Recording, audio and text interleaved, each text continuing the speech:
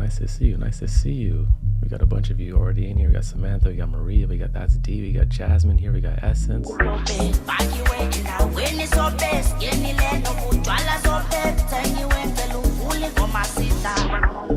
Koski, who's just watching a study stream. Yeah, my apologies, actually.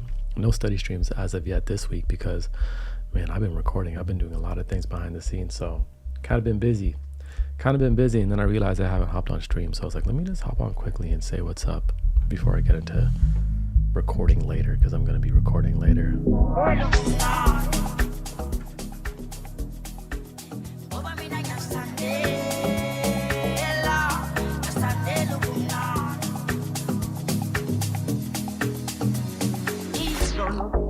We got Lance here, we got Mel here. How's it going, Mel? We got Winter here, we got Maria here. How's it going? How we feeling? Number one chill spot in the building. February, what day is it today? February 11th.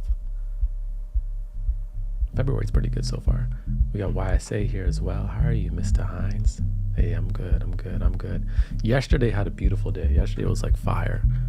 Made something pretty cool yesterday. I'm like working on all these different things right now. Today was a little bit of a creative block. Not a creative block, but maybe more so of a creative hurdle. Not a creative block.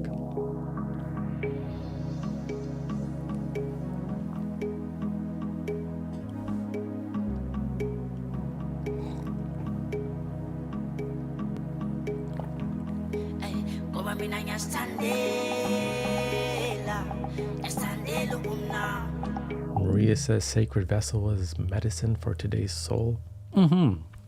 Podcast is back Monday to Friday. Today's episode was called Sacred Vessel. I don't even really know how I come up with the names. I just come up with them. They just like come to me. But that is Monday to Friday. I'm actually pretty proud of myself that I've been consistent so far since January 1st with the podcast. Every day, Monday to Friday. Also been consistent with the gym 6 days a week since the top of the new year. So we've been consistent so far. Not as consistent with the YouTube uploads, but I'm actually working on other things right now, so I'm not really bothered by that. We got Tabitha here as well. We got Brandon here as well. We got Bianca. We got Azia who says, what's your dream car? Today we just chilling. I'm not going to be here that long, but today we just chilling. I'm just saying hi today. But my dream car, I don't have a dream car, to be honest. I'll be completely honest. I've never been like a big car guy. As a kid, like I didn't really care about cars. Like my friend, his dad, like my next door neighbor, he had like these muscle cars and stuff, and all the other kids would like go and like look at the muffler and be like gawking over the engine, and I'd just be like, I could care less. It's like a hunk of metal. I was more interested just in like the design of the car, but I don't actually have a dream car. Don't have a dream car. I wouldn't mind living somewhere where I don't even need a car, to be honest. But I do like my car right now.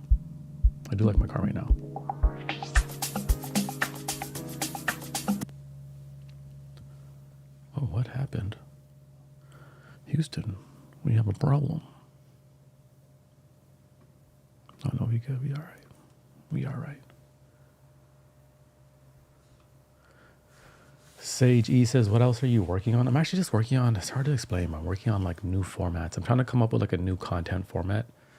Something I've been thinking about for a while, and it's kind of like bridging, 6 different mediums into one. I'm trying to make something that I'm truly proud of. You know what I'm saying? Like I'm trying to make things that just inspire me back. So I've been taking more time behind the scenes just to like craft some different things and assets and stuff like that.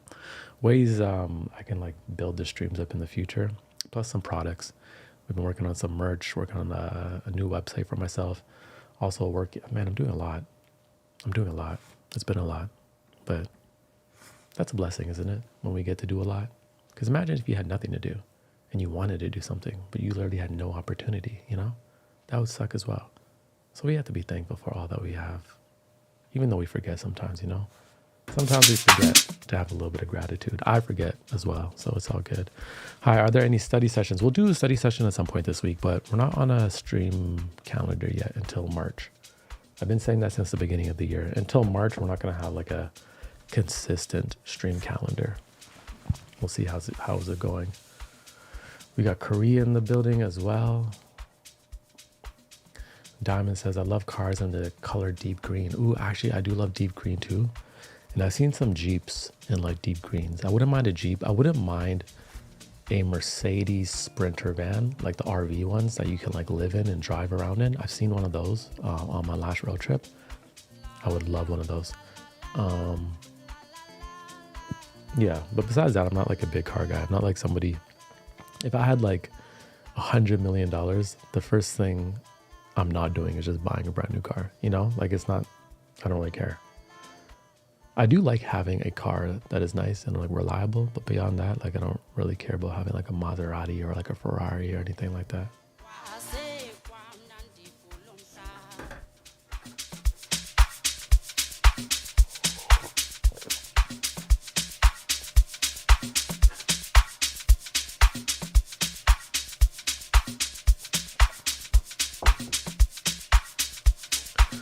Let me know how you feeling this week. What's the mood for the rest of the month? What's the mood for the rest of the month? Are y'all celebrating Valentine's Day? Y'all do that? We got Brazil in the building as well.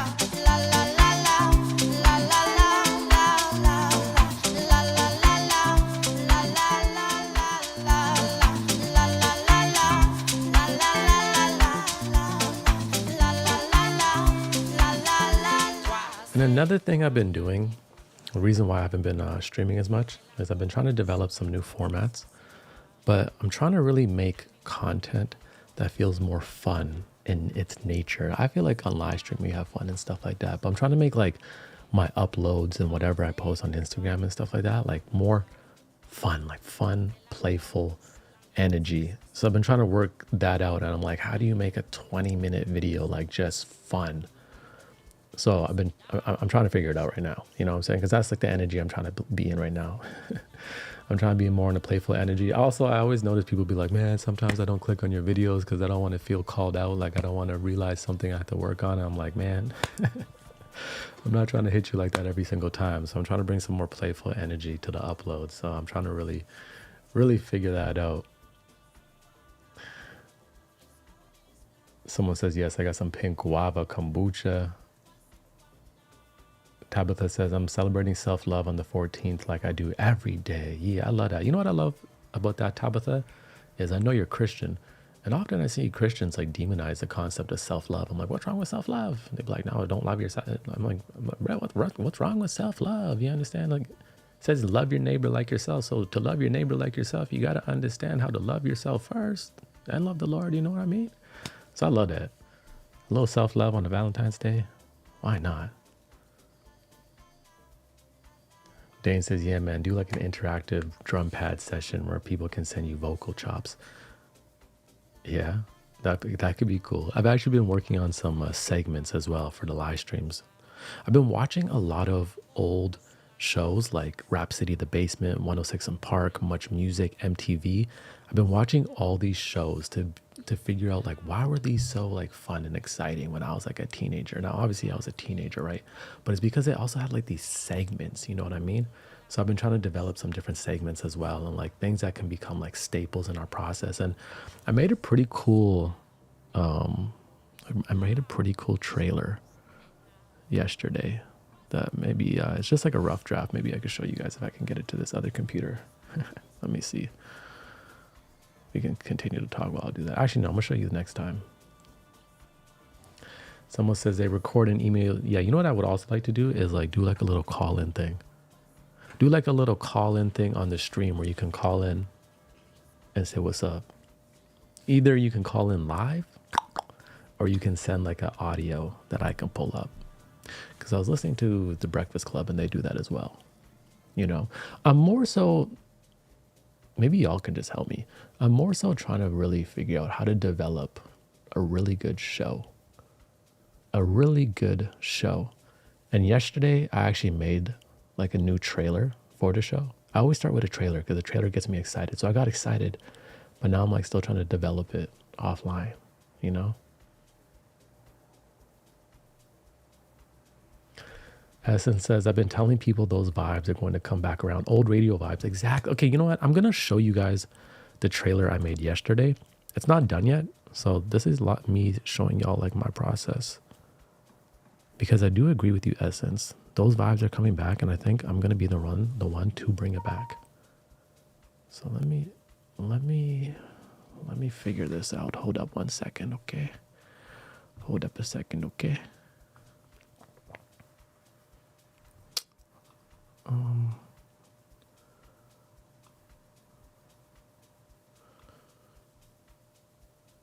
I was reminiscing on those late night shows. Yeah. Yeah, I used to watch like BET, and then I don't know if y'all remember, like you be watching BET, and then BET Uncut comes on, and it's like all like the ratchet videos at midnight. Like I just miss like the classic shows, and like, you know what I miss as well? I was watching Much Music. Now Much Music was in Canada, but I'm not sure if Americans knew about Much Music. But I loved how, like, you know, I was watching Beyonce at Much Music, and I loved how when they did their shows, like people would like go outside the building and be cheering, and live audiences. You know what I'm saying? Like live audiences. Like that's just fire. But yeah, I'm looking to do like a little old radio show kind of vibe, you know? Radio, but modern vibe, all of that. All of that. Was that it? Oh, I don't know how to get it on.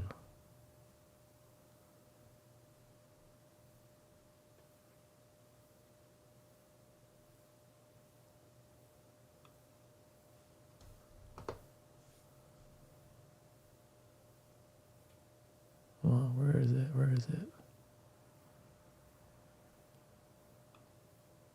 Damn. Someone said, this old white lady loves your calming vibes during these insane times. I love that. I was talking to a buddy. Well, I've actually never met him, but he was somebody that I met online.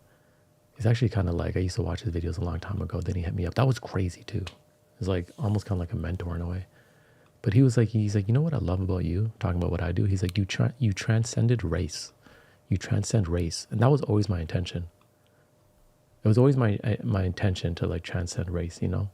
To not just be for like one group of people or like anyone that just looks like me, but like even an old white lady could appreciate whatever I'm doing and listen and feel like she can relate or just receive. You know, that was always really important to me.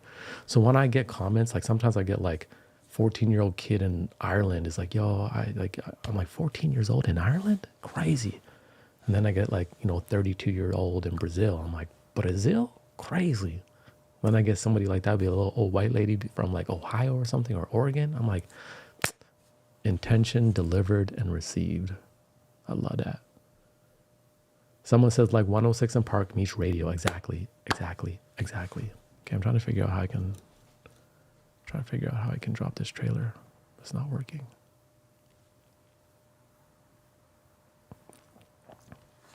Brandon says labels are whack. We are the human race. Yes, of course. But I guess like for me, like there was a part of me that was like, oh, like, you know, people do judge books by their covers, you know, like I'm always finding myself when I meet people, especially like where I live, since there's not a lot of people that look like me or have my vibe, that like you meet somebody and they're instantly judging you, which is fine. It's fine. I don't actually get triggered by it. Because normally I know like 5 minutes into a conversation, they're going to be like, wow, there's so much more to this guy than I realized, right? A lot of people look at me and then just assume different things, be like, oh, he probably like smokes weed. He's probably like this, probably like that. Then they get to know me, or like 20 minutes in, they're like, oh, this guy's different. This guy's not somebody who like I thought he was. And I love doing that to people. I love like meeting someone, I can tell they're kind of judging me, and then just see their brain like rewire and be like, oh, you're not who I thought you were. You know what I'm saying? Like I've had people like back in the day, like meet me and call me a thug. I'm like, me a thug? I be drinking tea. That's crazy. You know what I'm saying? That's crazy. I want to show you guys this trailer, but I can't figure out how to get it on here. What's going on?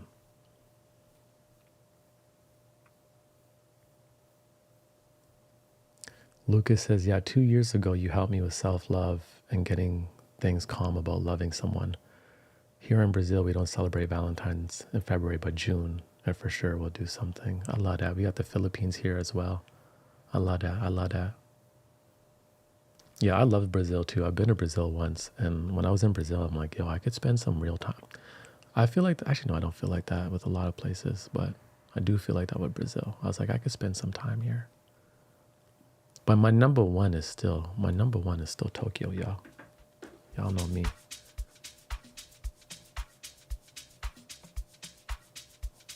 Y'all know me. Let me try to find.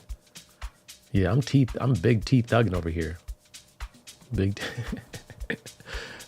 thugging over here, you know what I'm saying? Man, I want to show you guys this video, but I don't know how to get, I haven't uploaded a video into this software in so long. I'm gonna figure it out though.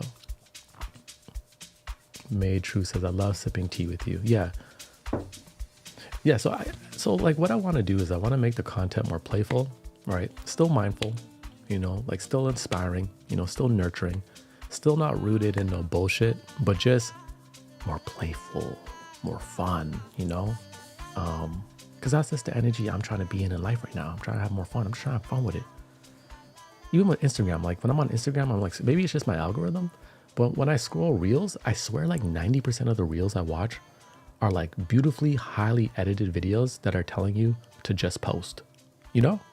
And I'm like, great video, but like how many times, like, and it's kind of annoying for me. I'm like, okay, this creator said just post, this creator said just post. And I know, you know, people are procrastinating and they need to hear it, but it's kind of boring to me. When I scroll, I'm like, I'm seeing beautifully edited videos, but I'm actually quite bored. So I'm always somebody that likes to fill. Hold on one second. My buddy's calling me. What's going on? What's up, my guy? I'm good, bro. I'm good. What are you saying?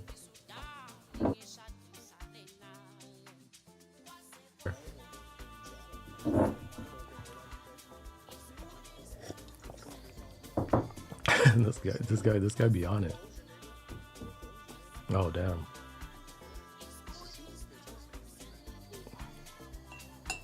Yeah, send it through.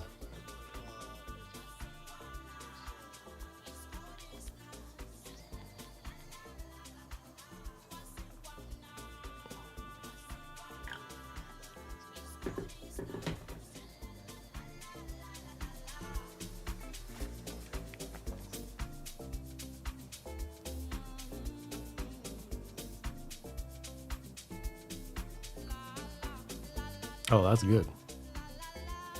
Yeah, that's good. That's good. That's good. Nice. I like that.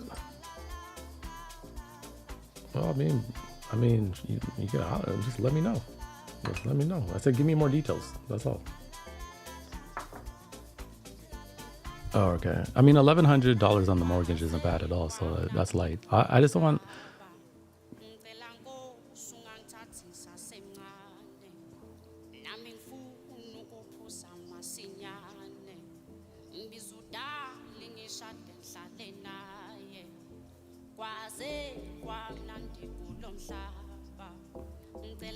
Okay. All right.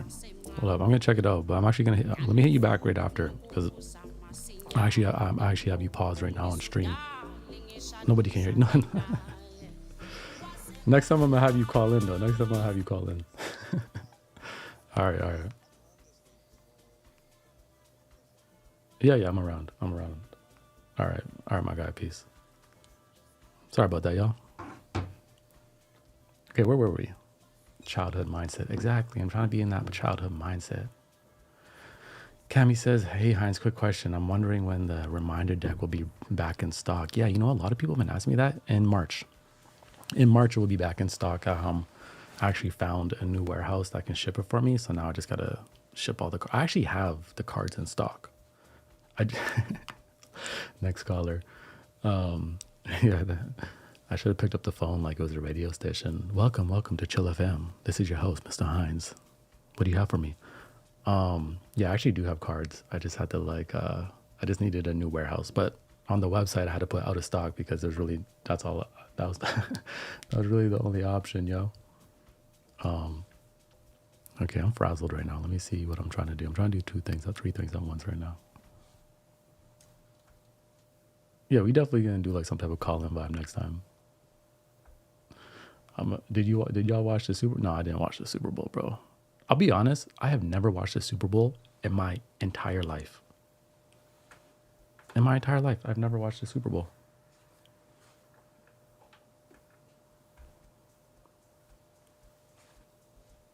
In my entire life.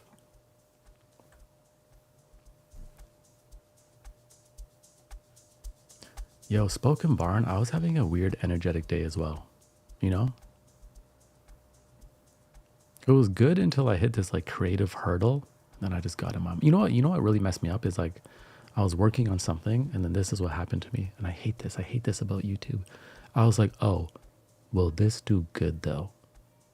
And I started trying to reframe it to fit within the YouTube ecosystem. And once I tried to do that, it just crushed my inspiration. Someone said you could definitely host a good radio station. Well, I was a host on TikTok radio, but it was cool. But like I didn't really enjoy the fact that I couldn't play my own music. Tabitha says that's because you're Canadian. Actually, no. Let me tell you, Canadians watch the Super Bowl, right? Canadians love football. You know, we have a CFL, right? A lot of Americans that don't make it into the NFL come play in Canada in the CFL, trying to get back to the NFL. So tons of Canadians watch the Super Bowl. It's not because I'm Canadian. It's because I don't like football. I don't like football. I've never enjoyed watching football. I find it to be incredibly boring. No knock to anybody that plays football. Again, we all have our own interests. But I just find it to be incredibly boring. Like they blow the whistle, they throw it, get tackled. It takes so long sometimes just for like some real action. I just find it boring.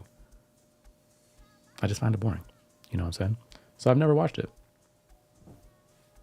That's just how it is.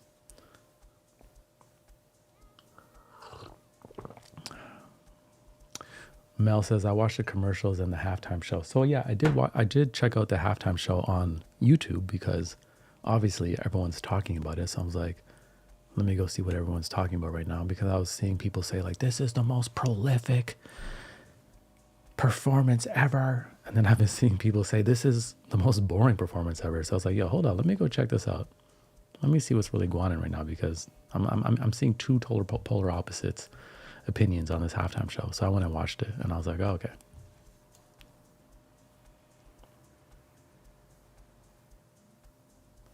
Dominique says, you're inspiring me to start a YouTube page. Just don't know what to talk about.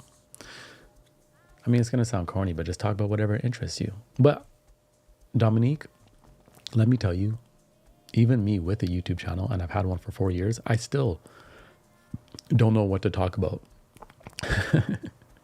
Like, you know, when people say, what are your content pillars? Like half the time I still don't know what my content pillars are. So you don't really have to have it all figured out to get started. But what I would say is just lean into curiosity and like what's kind of fun for you. Like I truly believe like the things that we make should inspire us back. If you get into a cycle where you're making too many things that don't inspire you back or you don't like, burnout is on the horizon. It's just bound to happen. And that's very easy because you may just be in this like season of just, okay, just post it, just whatever, get it up. And that's fine. You're trying to like get it up. You're trying to be consistent. But if you make something and you never want to look at it again, there's a problem with that, right? And I've gone through seasons like that where I made videos and never watch it again because I'm like, but then I've made things where I just like sit there for like an hour just rewatching, or like made beats where I'm just like listening to it all day. And I love that feeling. I love the feeling of drawing inspiration from within or whatever I'm observing, putting it into a creation, making that thing, and then that thing inspire me back and be like, oh, look what I did. Look at that. Look what I just did. That's fire. You know what I mean? So I would just say talk about whatever you are interested in. You know, talk to the camera like it's your friend. That's what people want nowadays anyways, right? Like people want like a friend through the screen. And I feel like I'm one of the people that popularized that on TikTok. A lot of people don't give me my credit. But it's all good. Oh, it's that time again. Oh, did I get it? Did I get it going? Did that just? Oh no, let me see.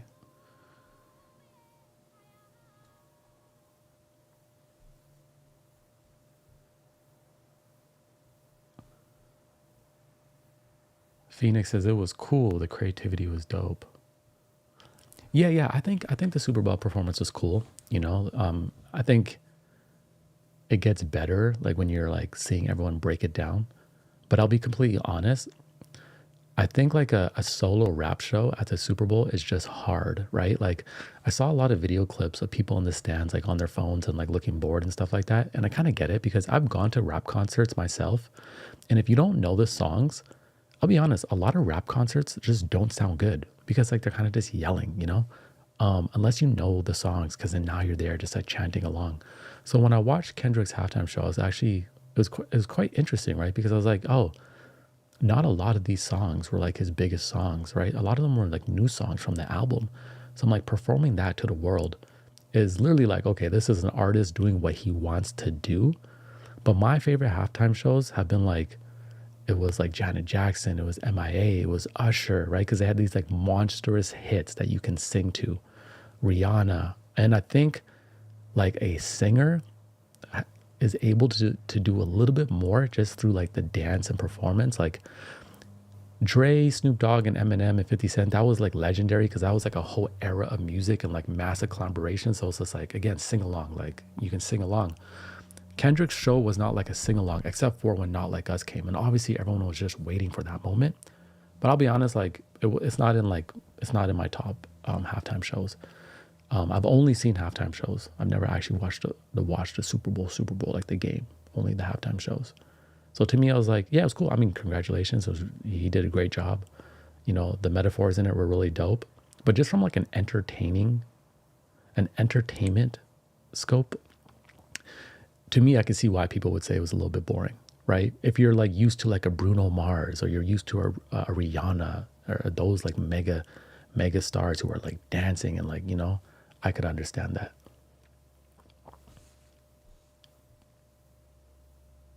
And like, again, I just think any rapper who does a Super Bowl as a solo performance, I will probably feel this way because rap is just a hard genre to like impress a whole crowd with, I find, unless you know the lyrics. Because it's true. If you don't know the lyrics, you can barely really make out what they are even saying, right? And because Kendrick is really a lyrical rapper, he's got melody, but his rap isn't based on melodies. So like, if you can't really hear what he's saying, and he's like, from a crowd standpoint, I could see why some people were bored, like flipping their phones. Like if they don't know who he is, never heard the songs, and there's not like an easy melody to ride to, I could get why like people are like, this is extremely boring. I understand it.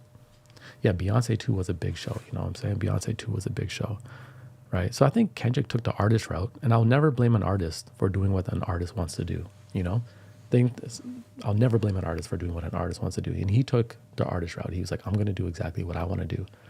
Because I was like, why didn't you do Money Trees? Like, why didn't you do at least a couple of these other songs that were like more singable? So yeah, not my favorite show, but what a hell of a year. What a hell of a year for Kendrick Lamar.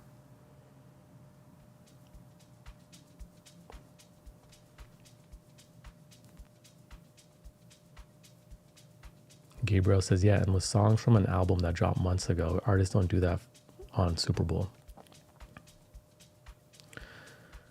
Yeah, facts. Yeah, it was a very weird choice. Again, like an album that just came out. Yeah, and it's like the Super Bowl's the Super Bowl. It's like all of America, like, you know what I mean? So, yeah.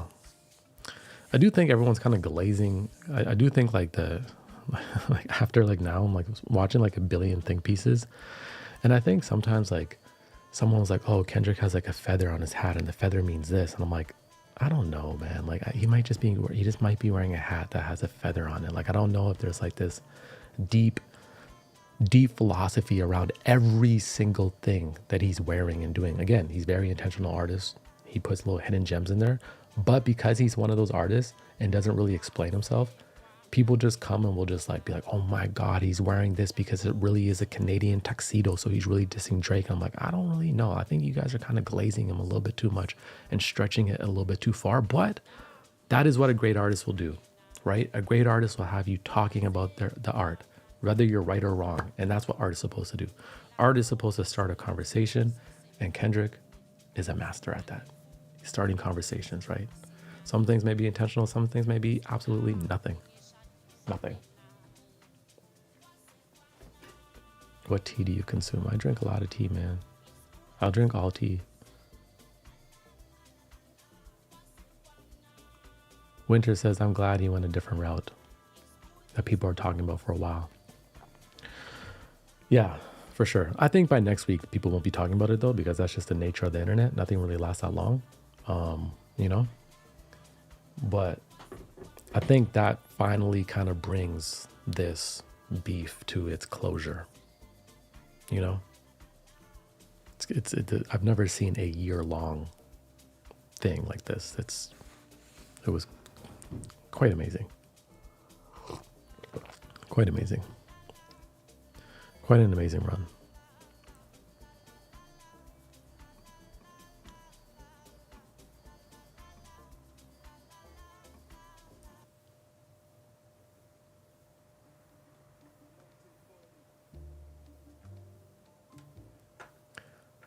If you want to dance, go to Drake. If you want to think, go to Kendrick.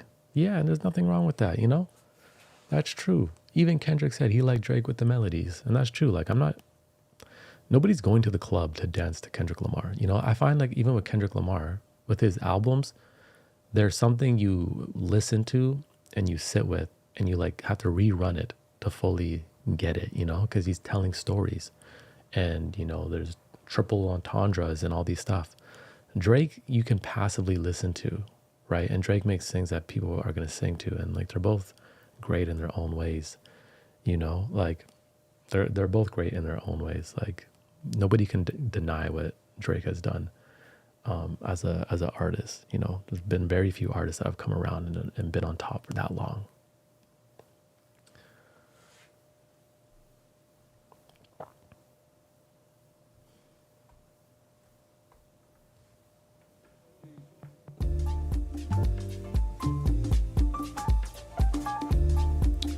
What time is it? What time is it? What time is it? What time is it? What tea do you suggest for being calm? Well, tea has L-theanine in it, right? L-theanine, you can type that out as L-THENINE.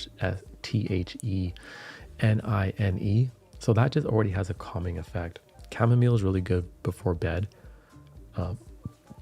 There's a tea called Lapsang Souhong. I'm actually pronouncing it wrong, but that's just the way I like to pronounce it, and I'm stubborn about it. But it's a black tea. I find it has a really big calming effect. But all tea, technically, most teas have L-theanine in it. Like it already has a calming effect.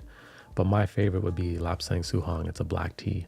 And chamomile is really good before bed, even though I don't drink that much chamomile. Oolong white teas are really nice. I find like what makes tea calming is how you drink the tea and like what you're doing in a sense, right? Like you may make a coffee and run out the door and like, you know, now you're running out the door, you're drinking a coffee. Like that's kind of like the energy for some people. But for tea, it's like, you know, you're steeping it, especially if you're using loose leaf. You should always try to be using loose leaf, but you're steeping it, you know, you're sitting with it. It's like a ritual. It's really hot. So now you're sipping it slowly, you know, like the process in itself slows you down. And that's what I love about it. Corey says, I'm trying to smoke weed less, getting into tea and incense. Do you have any recs for finding quality? To be honest, every city that you live in is going to have at least a tea lover in that city, somebody who has opened up a tea shop. Just Google local loose leaf tea and go to a shop. And then the beautiful thing about that is you can really get into the culture of tea. You can go there, you can ask questions. You can look at the different strains, you can smell them, you can see them, because that's really what's exciting about tea is like there's so many different types of tea. And then you go and you just develop a relationship with your local tea shop, right? And now when you go, they're like, oh, like there's like, this is not even like my go-to shop, but I noticed there was this little tea shop in my neighborhood. So I was like, let me check it out. And I go in there and like the lady's got a bunch of teas, but actually she just got a bunch of teas to have a bunch of teas. She doesn't really know much about tea. And so we're just talking about tea, and I'm putting her on to game and some other teas I like and stuff like that. And then she actually has like these tea boxes. She's been trying to sell like a subscription box. She's like, nobody has bought my subscription box. And I'm like, well, how much is it? She's like, it's $100. And you get a tea strainer, you get a cup, you get 3 strains of tea. And for the rest of the year, you get 200 grams of tea a month. I was like, for sure, let me buy it. And she was like so excited. You know what I'm saying? So now I also told her different teas to buy and things like that. So every time I go now, it's like, you know, what else do you got? Show me what you got. And I can get into different flavors and also put her onto game. But you don't have to overcomplicate tea. You just try different ones. If you don't like it, cool. But what I do recommend is trying to drink tea without milk and sugar. You know, like don't rely on milk and sugar to drink tea, because now you're more, what you end up craving is the sugar, right? Like there's a lot of people that just can't drink tea without sugar, right? And that's a problem because now you're just drinking a sugary drink. Now I love me a good chai with a little sugar and all that in it, but I have that like once every like whenever, like not often at all. So try to drink tea with like no sugar, not milk every single time, and just get used to what the leaves actually taste like. $100 for the whole year, yeah.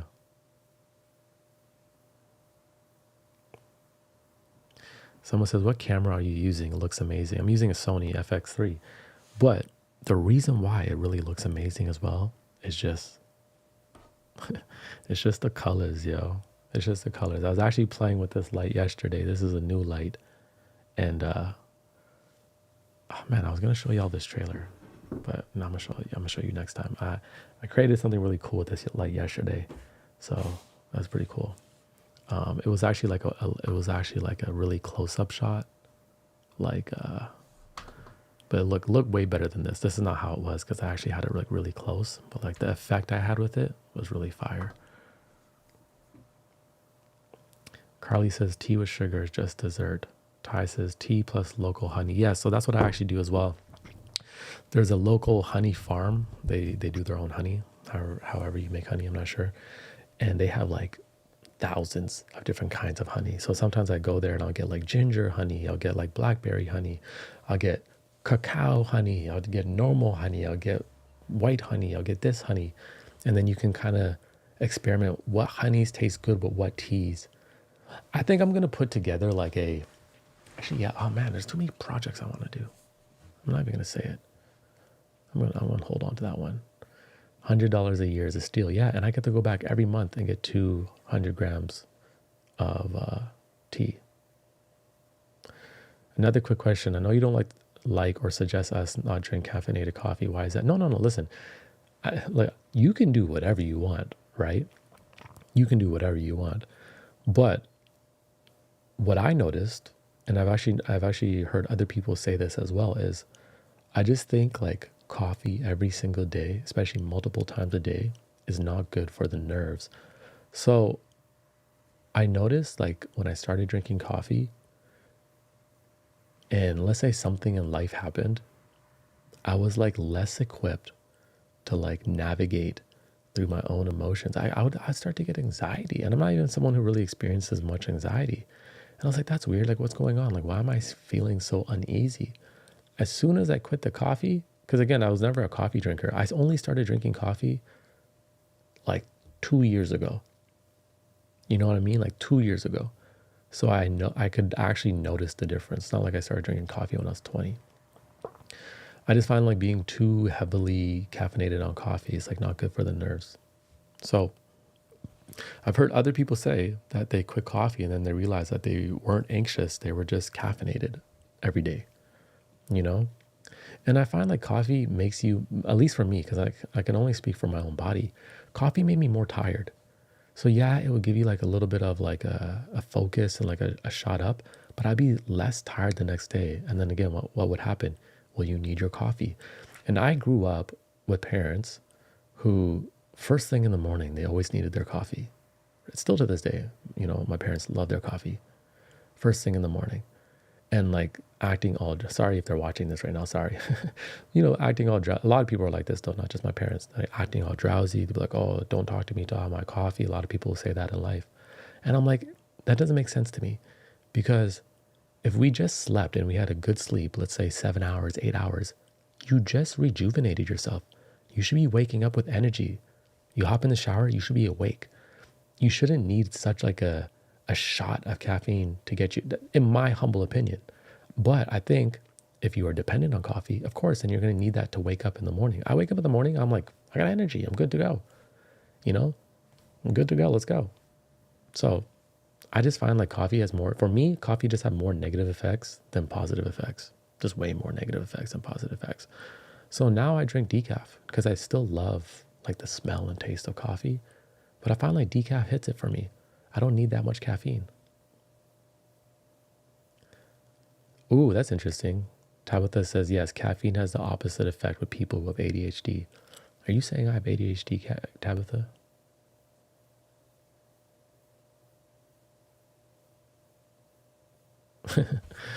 I probably do, to be honest. They said I did when I was a kid.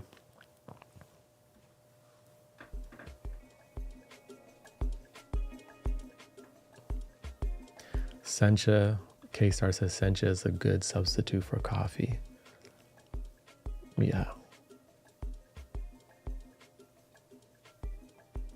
You do if you have low blood pressure, it's the activator. Okay, that could be true. Again, everyone's body is different. I'm not telling you not to drink coffee. I'm just sharing like from my experience that I find like I'm a lot better without drinking coffee. I feel better, I have more energy, That's about it. But everyone's body is different, right? Like that's why I never talk about food. When people ask me like, hey, what's your diet? I don't share it because everyone's body's different, Like everyone's body's different. Like something you eat gives you energy, and then I eat that and like weighs me down. Or like, I always say I'm allergic to nuts. I'm allergic to cashews. I'm allergic to almonds. I'm allergic to pistachios. And those foods are staples for some other people. They snack on those every day, right? So we're all different. So you really have to kind of put yourself to your own experiment and really like take notice and tune into yourself. And then, go to a doctor as well for like the data, right? On what's actually going on, get blood work and all that stuff. But I find it very interesting how like human beings, like everyone just has a different reaction to everything. Like animals, they kind of have like one blueprint. Like deer aren't debating what they're going to eat. They follow nature's order. Like a lion isn't fighting with another lion because a lion eats meat and that lion wants to be vegan. No, they just follow. It's just a nature's order they follow. But human beings, we're all different, How somebody thrives on one diet, the other person would crumble. I find that so interesting. So I'm not someone that likes, I hate like the diet wars online. I hate people who like share diet information like it's the law, like it's the law, because like everybody's so different,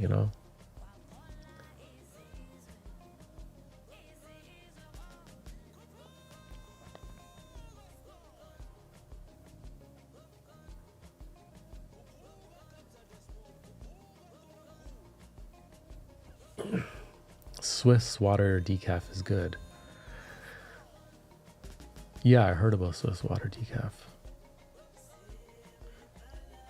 In my kitchen says I drink decaf too, but I just learned that decaf is decaffeinated with chemicals. Yeah, I heard about that. But I also like, like everything has chemicals, and it's not like I drink a decaf every day. I have like a decaf once a week.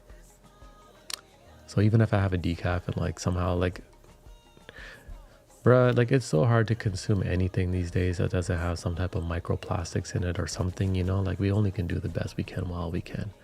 And because I have one a week, I'm not really tripping on it, just bring a little bit of fasting into the lifestyle, let the body cleanse itself, I don't really like thinking about, like, again, like, it's just impossible. Like, I don't like watching content on food because it'll be like, there's microplastics in this, there's that, there's this. If you eat this, it's got this. I'm just like, bruh, like, let me just live my life. Let me live my life. What time is it? Okay, I still got a few more minutes. And then I think I need to do a podcast for tomorrow. I don't think I have one ready.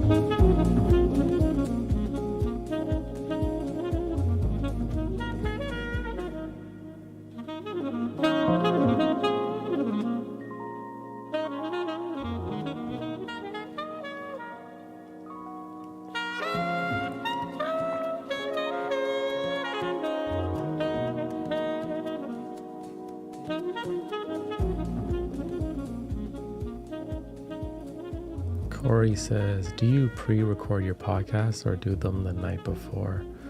Right now I do them the night before. It would be more sustainable to pre-record them. And I probably will. The problem with pre-recording sometimes is like, I have pre-recorded in the past where I've had like 2 weeks of them done at once.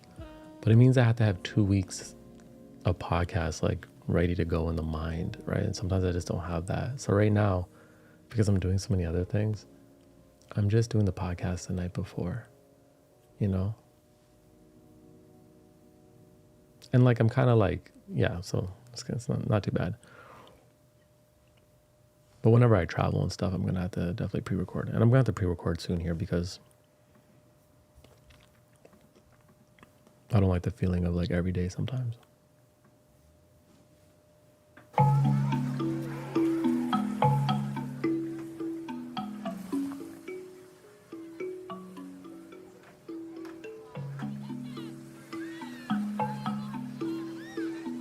Mic recommendation for a pod? Well, I do love this mic. The SM7B is just a classic one. You know what I would do? If there's an audio record, most likely there is, unless you live in like a super small town.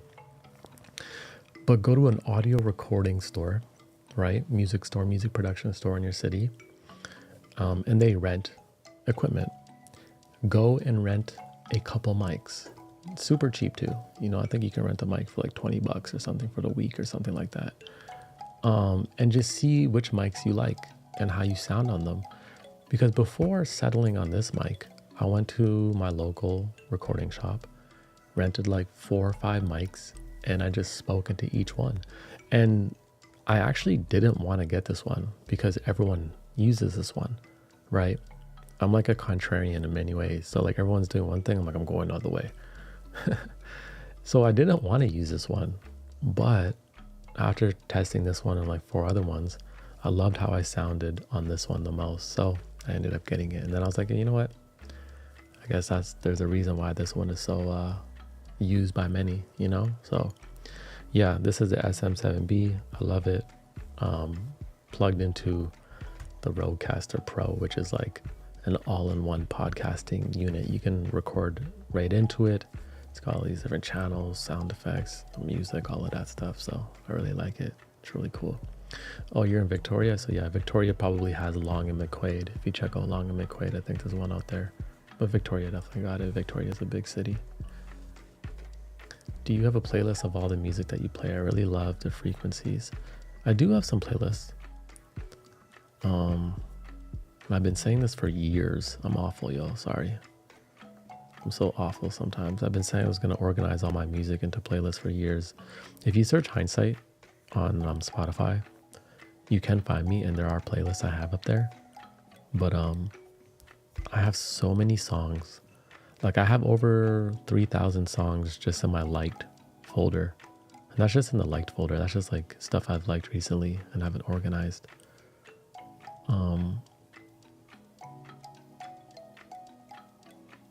That is something I should end up putting in my video descriptions. So maybe that's something I'm gonna do for sure. I think I should do that.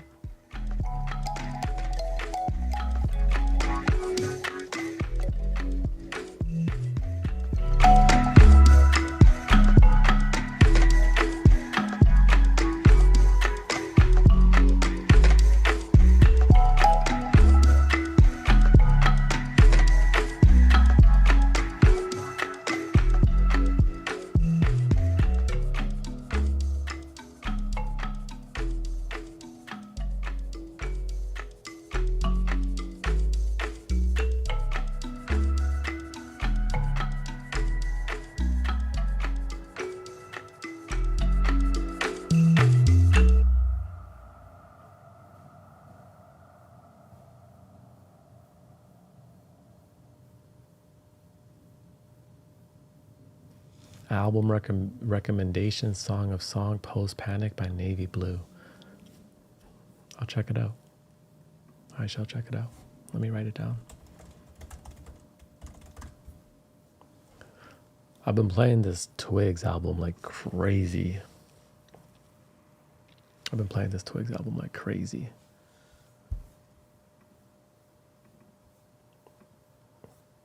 Even used one of the sounds in the video I was making.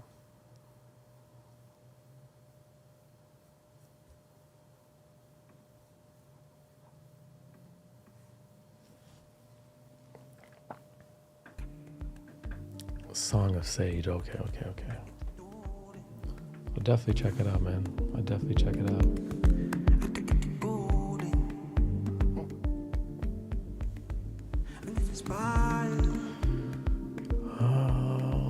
I got a few more minutes. Didn't get as much as I wanted to get done today, but that's okay. I think I put too much pressure on the day today. The pressure to execute instead of just play. Sometimes you really gotta step into things with just like a playful attitude and not just like expecting it to be something or putting all this pressure around it. It really does ruin the process sometimes. Now, sometimes pressure is beautiful because pressure makes diamonds, but sometimes I find it just kills the process, and you're supposed to step into it with just a little bit more of a playful attitude. Like, let's see, let's develop some proof. Let's see what happens, and whatever. If it goes left, if it goes right, we'll figure it out from there.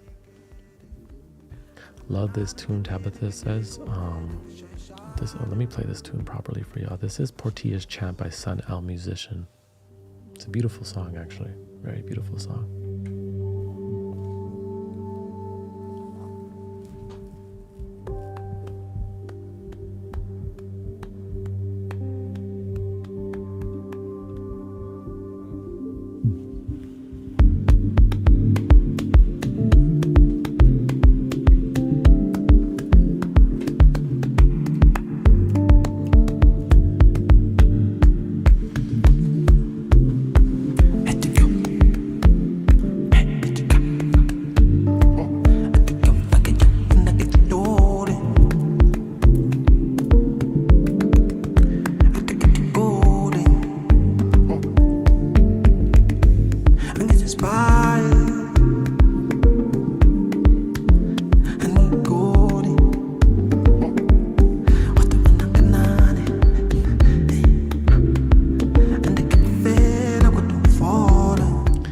So this is Sun El Musician, an artist from South Africa called Portia's Chant. Portia Chant. I love this sound because it's very prayer-like for me. Very prayer-like for me. So it sounds like you're stepping into like a temple or something, or some type of place that's heavenly, some type of place that's like very, very divine.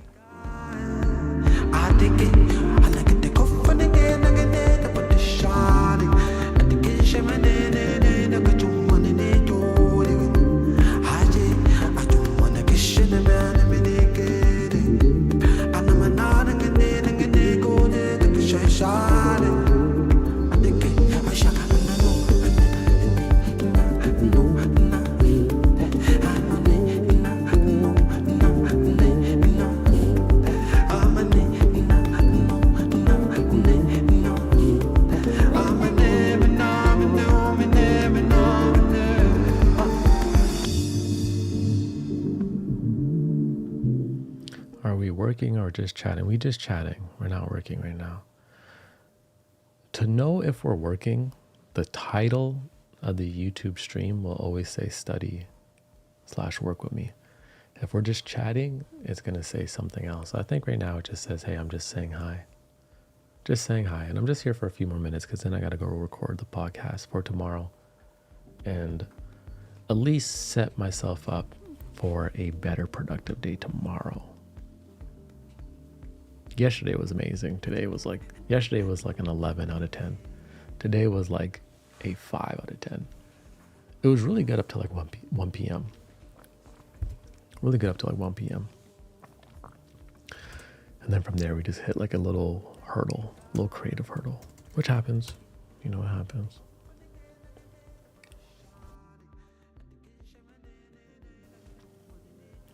It happens.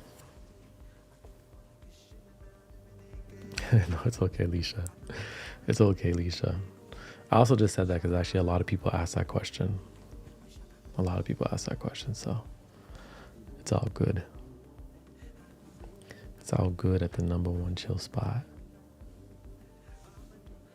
Spoken Barn says yesterday was an 11 too. Nice to hear. Nice to see it.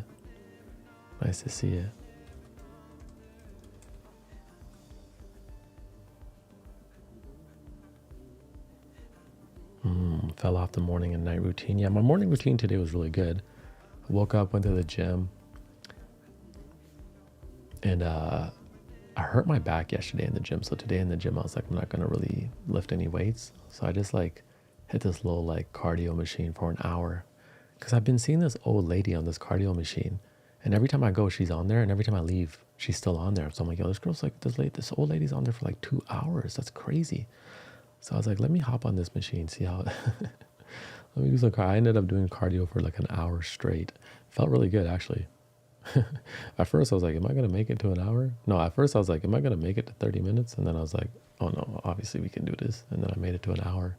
I could have kept going, but I might wither away if I just keep going. No, I felt really good. Felt really good. How long do you work out for? I'm usually at the gym for like at least an hour to an hour and a half.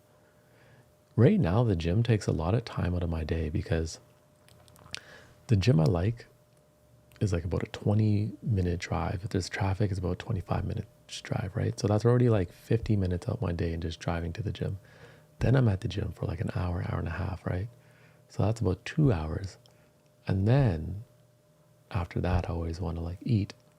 So that's about 2.5 hours, even maybe possibly 3.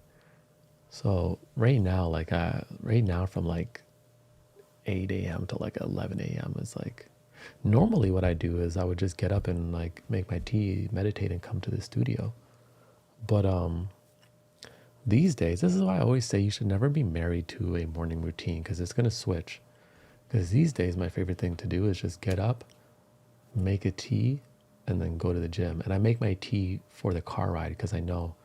And that's actually why I like going to that gym, because it gives me 20 minutes in the morning just to like drive and like listen to sounds or like whatever. Go to the gym. And I have to do it every single day now. I go every day now because today I wasn't going to go because I hurt myself a little bit yesterday.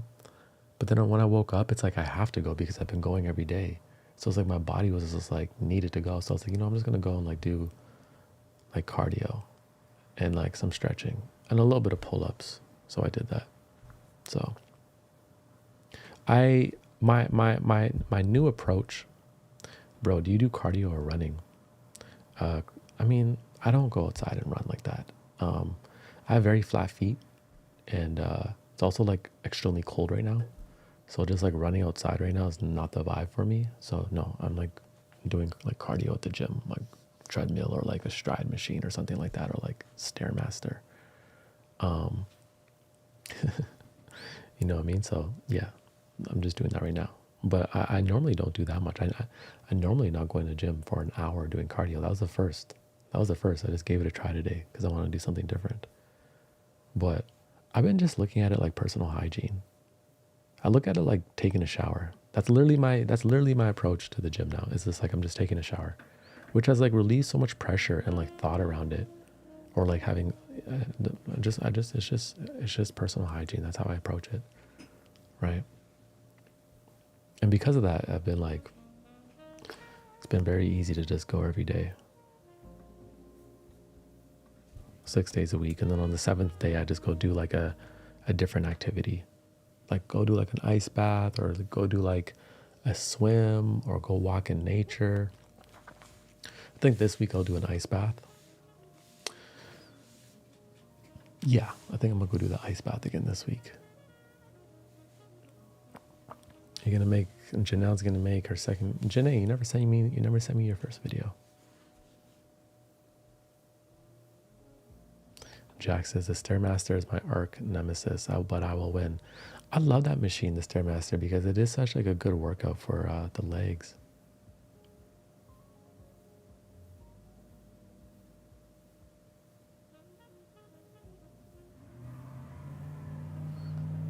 Ibrahim says, how many hours you put in work every day? Because I find it difficult to put 9 to 12 hours on something that I want to improve. I mean, it's different every day. I would say between 8 and 12 hours. But then there'll be a day where I don't do really any work. Like today, like I really didn't get much done. I attempted, but like what I was working on, like I still needed a little bit more work to do, preparation before recording it. But if I have like nothing to do if I have like a very free schedule, what I love to do is like have a really beautiful free morning, go to the gym, come back home, eat, shower, and then I'll come to the studio at like 12 and I'll stay here till about 11 p.m. And I love that feeling of just having the whole day to be in here, You sent me the video on IG. Janae, you got to send it to me again, because to be honest, it's like,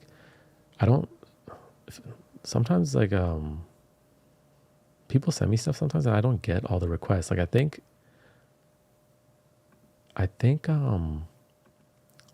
IG, like, I don't know, selects like what comes into the request sometimes, or like it may go into like a hidden box, but I did not get it. Do you do deep work for 8 hours? Yeah, I mean, I try. I put my phone on do not disturb. I have newsfeed eradicators. I have Opal on my phone for no distractions. People can't just call me.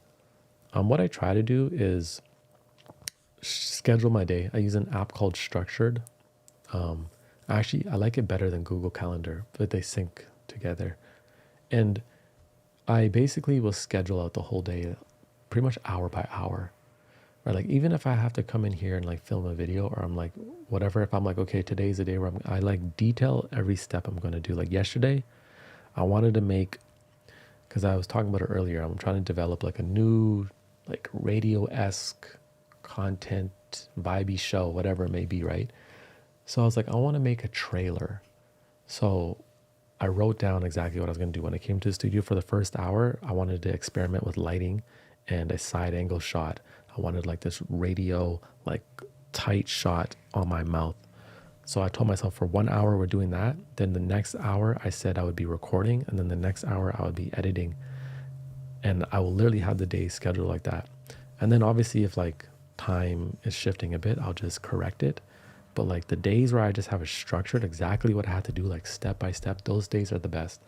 The days where I'm just like have it open with no schedule and I just tell myself, get things done, nothing gets done, right? Because I just don't know where to apply my energy. So I had to detail it. If I had to be like, make a video, that's not good enough. I had to be like, okay, write the script or write the idea, find the sounds, then do this, then do this, then do that. Like I have to detail it and when I'm doing it during the day for me to get it done. Or else it's just very easy to like get lost in my own sauce. I would love a video on your favorite productivity apps one day. Yeah, I could also tell you what I use. Right now, at the moment, I just use Apple Notes, Notion, and Structured, and Miro. So I use Miro as well. Like I'll show you, like,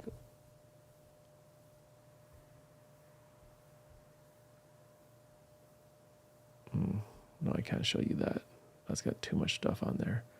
But yeah, I could do that. I'll do a video. I'll do a video next time on my productivity. It's always changing though. Like I cycle through different apps.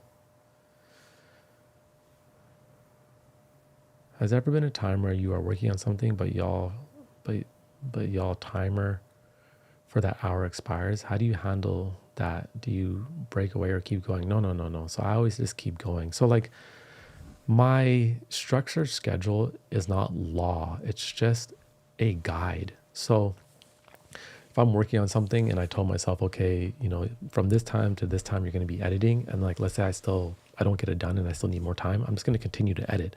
That was just an estimation.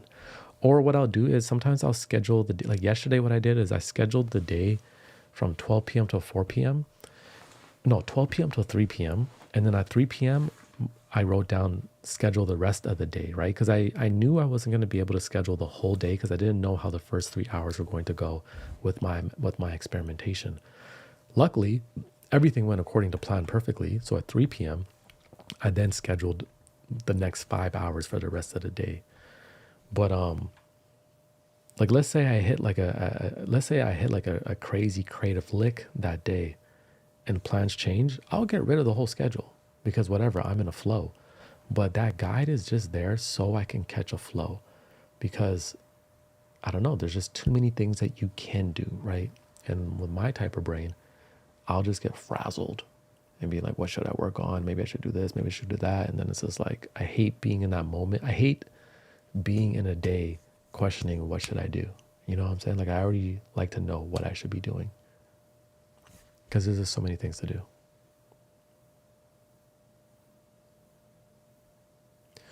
Someone says, what do you do for fun? Reading, gaming, art? No, I don't play games. I wouldn't say I read for fun. I'd say I just read for downtime. Fun for me is music, going for walks in nature, going to like a new little boutique cafe or restaurant, like a little experience like that. And I mean, sometimes making things isn't fun because I'm putting too much pressure on it, but like I'm probably not the most fun guy, to be honest. You know, right? Like I kind of like just be doing my thing most of the time.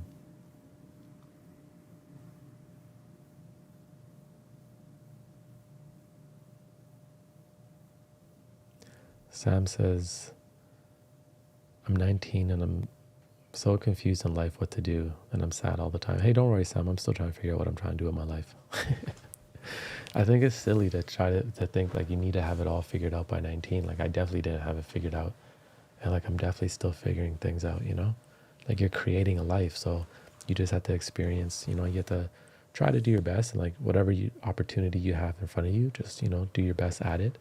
But know, like as you grow and like learn more about yourself, new things will get revealed. And you know, you can think you want to do something from 20 to 29, and then at 30 you have an experience, and then you want to pivot your whole direction, and there's nothing wrong with that. You know, like I always have that mindset that like any point in my life, I may realize something new about myself, or something's really gonna spark me, and it may pull me in another direction, and I'm totally fine and excited about that. So I would just like celebrate the fact that you're 19, you're young, you have the whole world at your fingertips, life is ahead of you, and you have access to all the information that you need to succeed and relieve the pressure. You know, screw what society says you're supposed to do by what age, and explore, explore.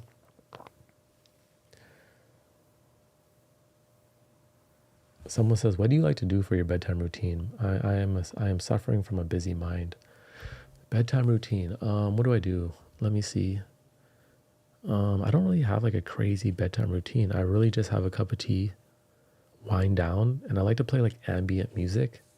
Go on YouTube, maybe like you just find like some type of playlist, or like maybe one of those singing bowl guys or whatever it is, just like some soft music.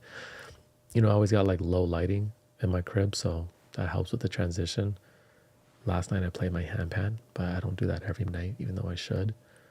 A lot of times, I'm not gonna lie, y'all, I just pass out. A lot of times I'll be on my couch, like watching something, or like, listening to ambient music, drinking tea, and I'll just knock out. But yeah, for me, it's like, most likely it's just gonna like reading or ambient music. That's about it. And at nighttime is when I do like a little bit of scrolling on social media, because I don't do it during the day. So normally, like, 20 minutes or so, I'll go check out the internet, see what's happening. But how did you learn how to slow down? What made you embrace the chaos? I think I'm still learning to slow down in many areas of my life. I think I'm still slowing down. Like I've nurtured a slow pace in many different ways, right? But there's still areas of my life where I'm still learning to slow down. But let me think about that.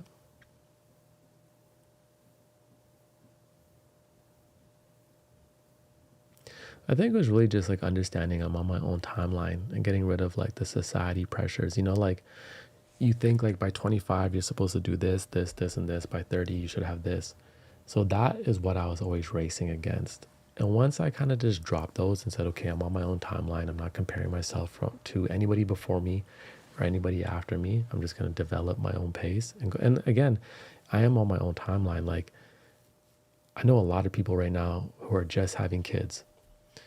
I had a kid young, so like my daughter's graduate. I'm on a completely different timeline than like friends and stuff that I know, right? Like a lot of people I know are just like entering into like fatherhood or motherhood, and I'm like, my kid's about to graduate and like be an adult, and like now I'm exploring like a new type of. So I'm on my own timeline already, so not comparing myself really helps. Also, getting rid of the stimulants. Getting rid of the stimulants, like not smoking, not drinking. Like I like to have sake sometimes, but that's about it.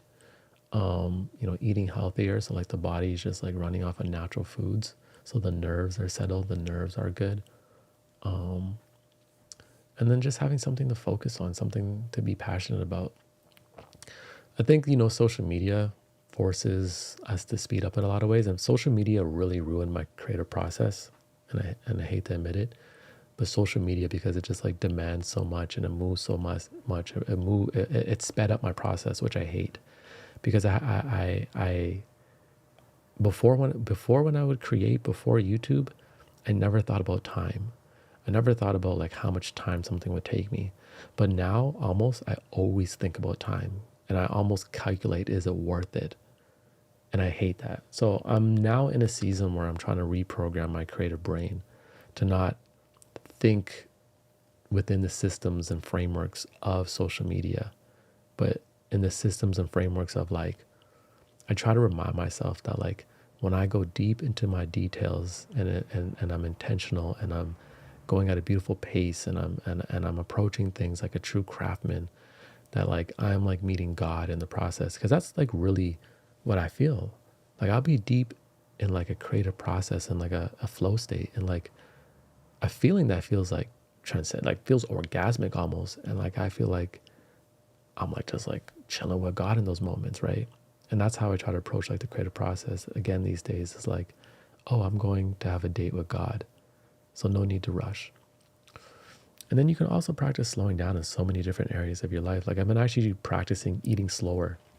I know a lot of guys, we eat fast. I eat fast. And then I realize I'm like, I eat too fast. So I've been intentionally trying to slow down when I eat, right? It just takes intention. Like you have to like be like, I want a slower pace and develop that. So now when I'm eating, I like intentionally remind myself, eat slower, eat more mindfully. Depending on like the day, like, you know, just eat maybe don't eat and watch something. I like to more like eat and like listen to music or something like that. But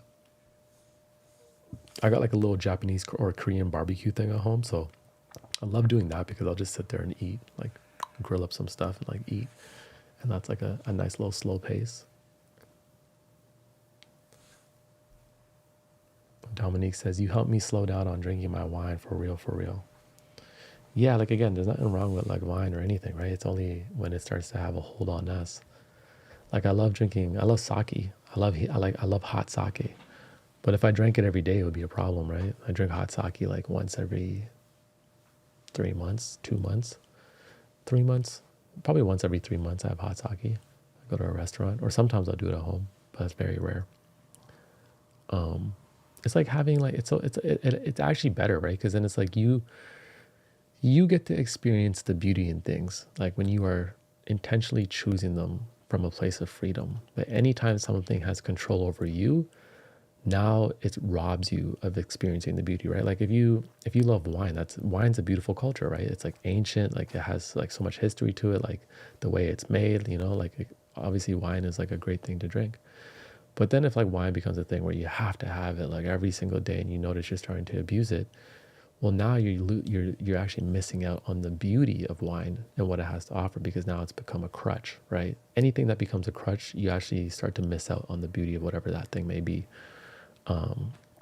Except for like super hard drugs, you shouldn't just do that because that stuff will destroy you. But like certain other things that are just like all right with moderation, yeah, it's cool. Have it with moderation, you know? That's what I've learned. It's easy to kind of like go extreme, like, you know, one way or the other way. Like I was definitely like a purist at one point, like a naturalist, where like everything had to be supernatural, everything had to be super pure. You know, like the idea of like even just having a glass of wine to me was like a big no. But then like, you know, you realize, okay, you're being a little extreme. You know, enjoy.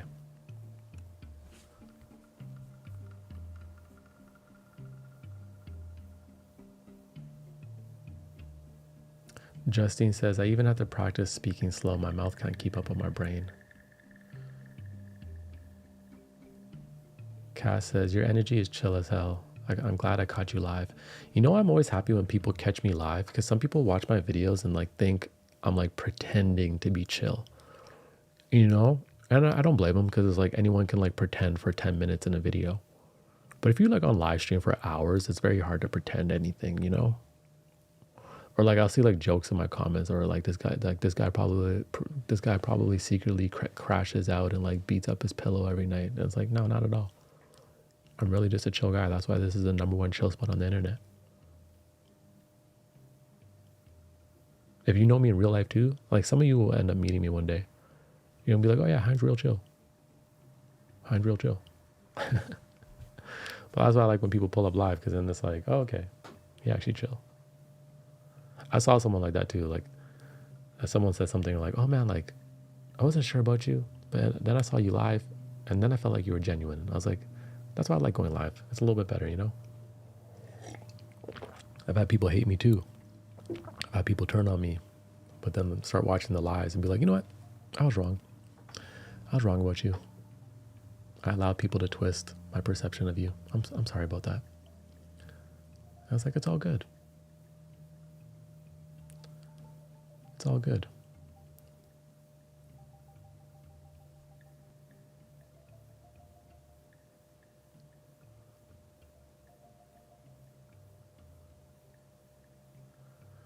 Medea says, my grandma drank 1 glass of wine every night. She lived to 105. Yeah, that's beautiful. And you see how she like did it like one? You know, she had like that discipline. It wasn't like a whole bottle every night. because a bottle would be crazy every night. Because you can become numb to things that hurt you. You know, you can become numb to things that hurt you. It's kind of weird.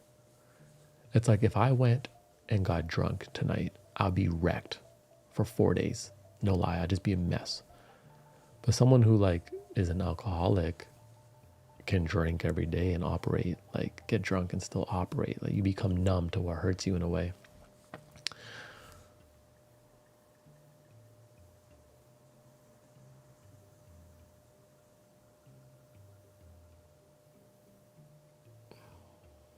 Someone says, never caught Heinz spewing hate on anything, just a chill guy. Yeah, I really just like, you know, because I feel like on the internet, there's already so many spaces that you can tap into for gossip and all that stuff. So I'm just like, what's the point? Like I might as well just like do it. Plus it's just like, I'll be honest, I don't like, you know what the hardest thing about what I do is like, it'd be a lot easier if I was like a commentary channel and I just found something wrong with the world every single day, or found something going on with celebrities and spoke on it. Because then it's like the world is giving you content every single day. You don't really got to worry. What's hard about what I do is like, I'm not really reacting to the world. It'll be easier, but I'm like, man, I wouldn't want to do anything that doesn't feel like it has like a graceful talk. Like I would never want to just like beat down on somebody. I would never want to like, if someone is going through drama online, I would never want to just sprinkle on top of that, right? Unless it was like doing it in a group, but I would never want to just like fear monger people for clicks and feed the drama, because there's already spaces like that, which is fine, you know? So just don't think I need to do it, but it is hard, you know? It is hard, like, you know, the internet can give you so much content.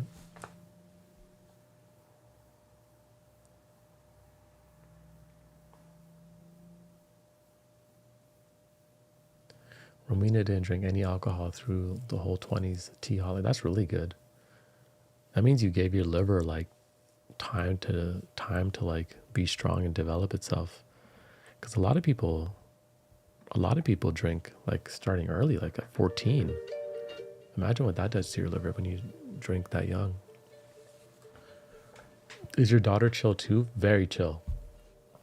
My daughter is actually incredibly chill. I actually feel like God gave me, like, I don't want more kids because I would be afraid that I wouldn't get a chill kid, because my daughter's so chill. I'm like, yo, God gave me like the perfect kid. Like we both just chill. Like we both just chill. Like we both just like chill. You know what I'm saying? Like she's not like, she was never a kid who throw tantrums. Like even now, like as a teenager, she's like no problems. You know what I'm saying? Like she ain't cause no problems. We just be chilling. You know, she's perfect to me. You know, obviously everyone has their like faults and stuff like that, but she's real chill. So, and I'm like, I don't know, man. If I had another kid, who knows? It could be like a hyper ass kid who's like real bad. Sorry to say, but like, you know, and because I had a kid so young, I just like, it doesn't make sense to have any more kids. The gap is way too big. Carmen says drinking became boring for me. Yeah, I don't really like drinking. Is like I just like having experience. So if I go to a restaurant, it's like, okay, let me try your sake, or like let me try. If I'm with some people and they're like, you have to try this wine because it's like a wine that comes from Italy, and I'm like, okay, sure, let's have it. But I actually don't like the feeling of being drunk. I don't like the feeling of being drunk. It feels weird to me. It's not my go-to. I don't remember the last time I was. Carly says, literally me, I was the hyper child. Yeah, see, I can't do it. I got a lot of patience with, like, I just love how God gave me a chill kid. Like, I love how, like, my daughter was never, like screaming in the mall and, like, running away and stuff like that.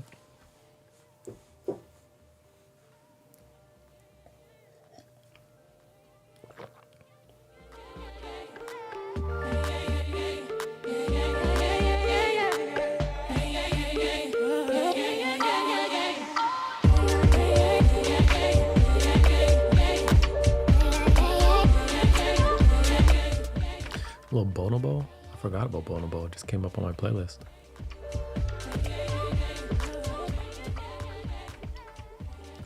Someone says, my gap is even bigger, but I might try for one more baby. Yeah, I just don't think I can do... I just don't think the things that... The rest of the things I want to do in my life, I just don't think I can do and also have more kids. So... Nope. Not for me. I have my one. I'm good.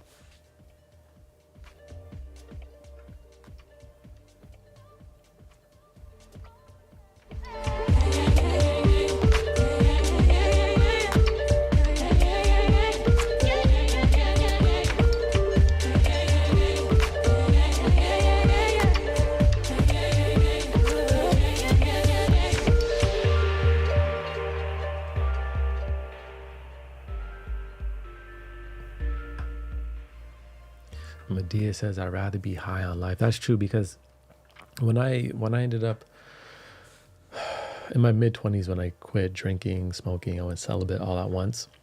And I also quit, at that time of my life, I quit. I also went vegan too at the same time. Then I realized, like about 6 months, 8 months in, I'm like, oh, I could be high off my own vibe. This is amazing. Like once I truly felt that, like being high off my own energy, like not having to smoke, not having to drink to have fun, you know, being celibate and just like transmuting that energy into like myself. I was like, oh my God. That's where I felt like I first got to like really feel my own energy, is when I like cleared the smoke, you know, cleared everything out of the way, and I was just left with myself. And then I was like, oh, I can be high off my own supply. And then from then it's just like, okay, well, that's my foundation. And why would I want anything else?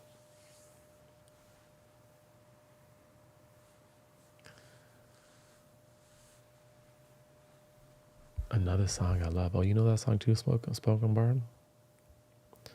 I gotta revamp. That's an old one too.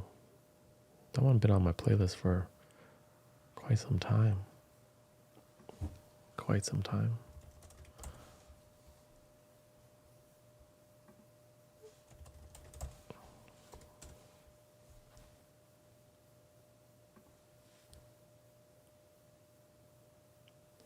That's okay, you'll make an awesome grandpa one day.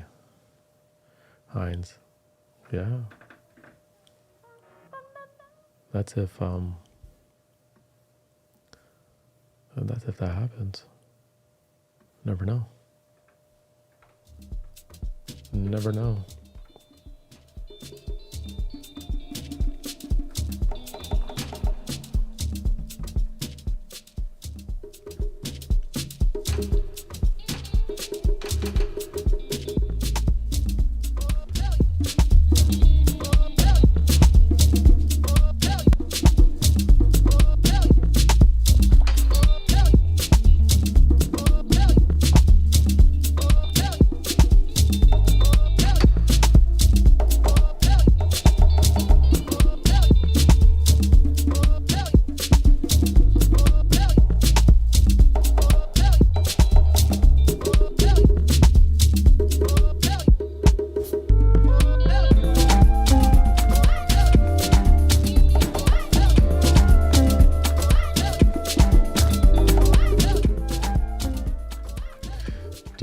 Candles or incense?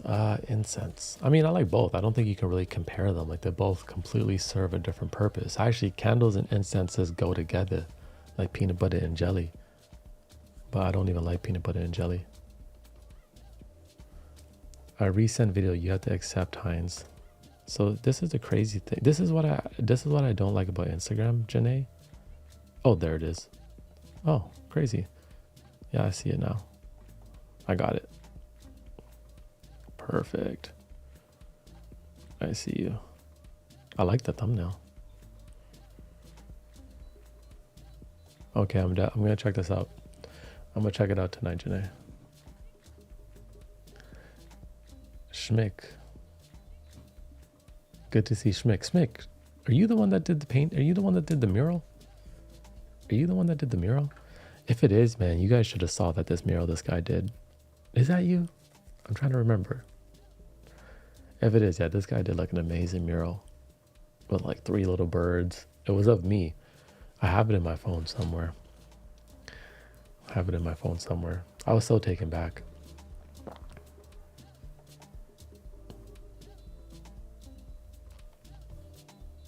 Oh, thank you so much, Cass. I appreciate it. Thank you for the super chat. No worries, brother. No need to send more. It's all good. Don't even need to say anything. I appreciate it. I highly do. Okay, it was you, Schmick. Yes, thank you so much, brother. So anyways, I'm going to tell you guys. This guy painted a mural of me with like three little birds. It was the most beautiful thing ever. And I actually thought, I was like, man, am I going to die soon? Because this is the type of stuff that happens when you die. I was like, you know what I'm saying? You know, like when Nipsey Hussle died and people put up murals of him. I was like, actually like, yo, this is happening before I've like even died yet. I'm like, oh, I hope I don't die soon. Like, this is crazy. It was so beautiful though. It's so crazy. I know I reposted it in my stories, but like, I was actually so taken back that someone would paint something so beautiful of me on a wall that I didn't even know how to share it on my Instagram feed. Like, I was like, how do I post this on my feed?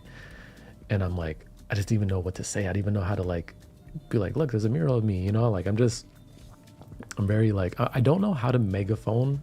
I don't know how to put a megaphone to things that I do or my own accomplishments. I've just never really been good at that. Like a lot of the things I've done in the last 4 years that were like quote unquote big, I just didn't know how to like celebrate those or like put a megaphone to it. I'm not the best with that. You know, I'm like quiet with my stuff. You know what I'm saying?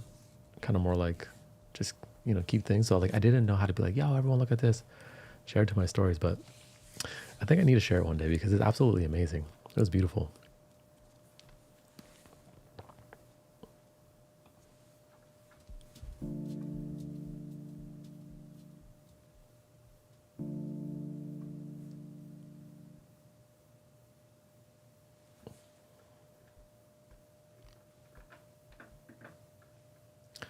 There was actually, I think it's like 2020 to 2023. There was a lot of people that did drawings of me, but the mural was the one that topped it off.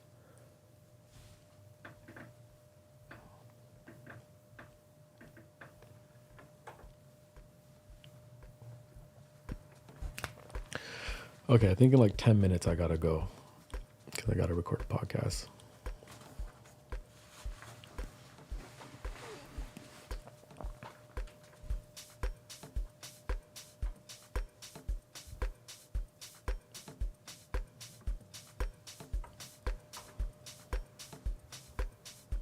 Why does it do that? Weird.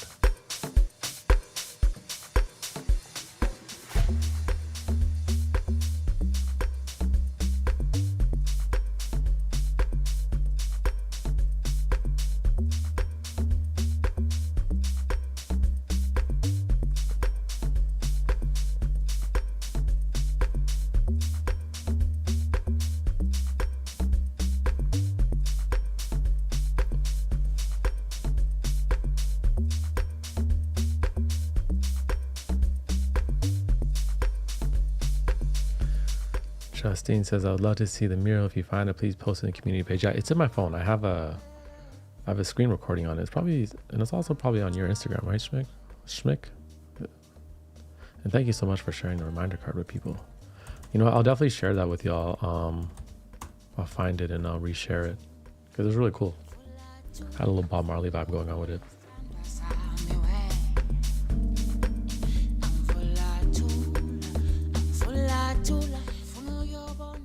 I got this like little purple light here. I like it. This little pink light here. Kind of just like gives a little tone on this. You know, so it's the little details. It's the little details that matter. I like that. And then if I put my hand up, it's a little bit just softly, a little pink on my hand. I think it's a vibe. I think it's a vibe. I'm a nerd. Being a nerd pays off. My brother used to call me a nerd when I was a kid. But I'm like, being a nerd pays off. Janae, are you going to drop incense line or tea? Yeah. There's so many things I want to drop. But it's just like, I found a tea guy to like help me for one strain. So we'll figure it out. I think this year a lot of things are going to come together.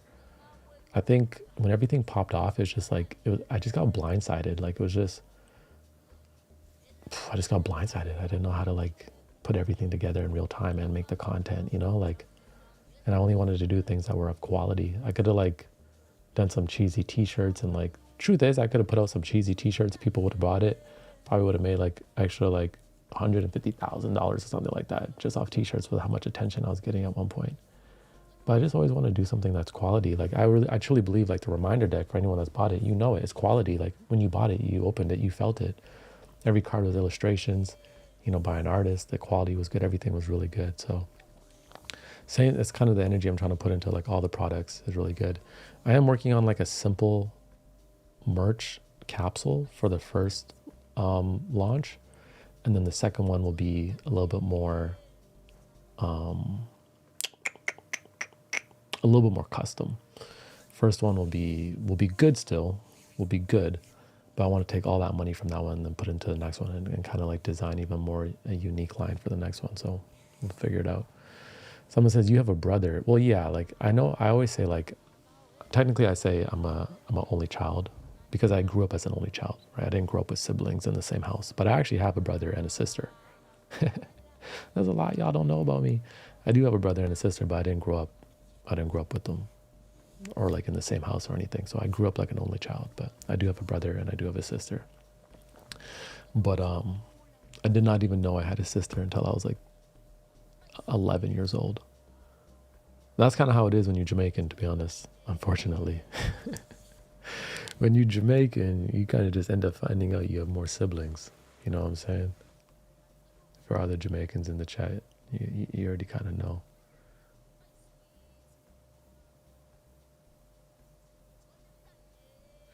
Joel's, hi Heinz, advice for people who feel like they have too many creative ideas and can't move any forward. Yeah, it happens to me all the time, crippled by too many projects. Unfortunately,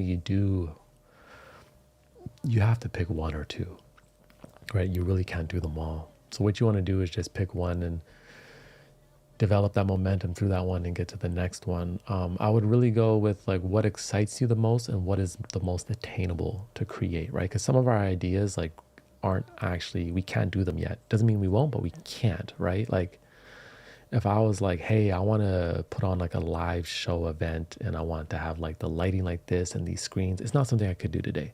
So what can you do that you can complete and that would excite you still? And that would give you that a little bit of creative motivation that you're showing up for yourself and executing, right?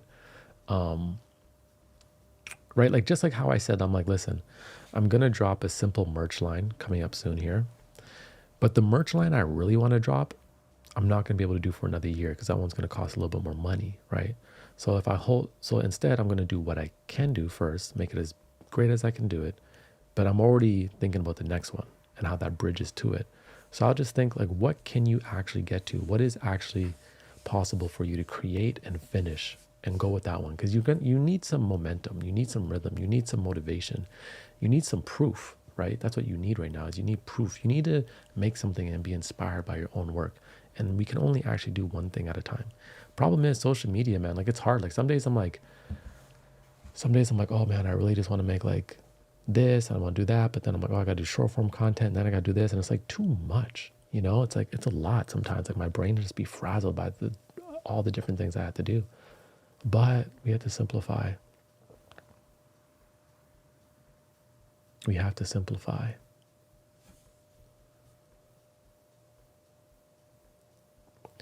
Healing Honey says, when your essence is a whole vibe and brand. Yeah, that is really what my brand is. It's really my essence.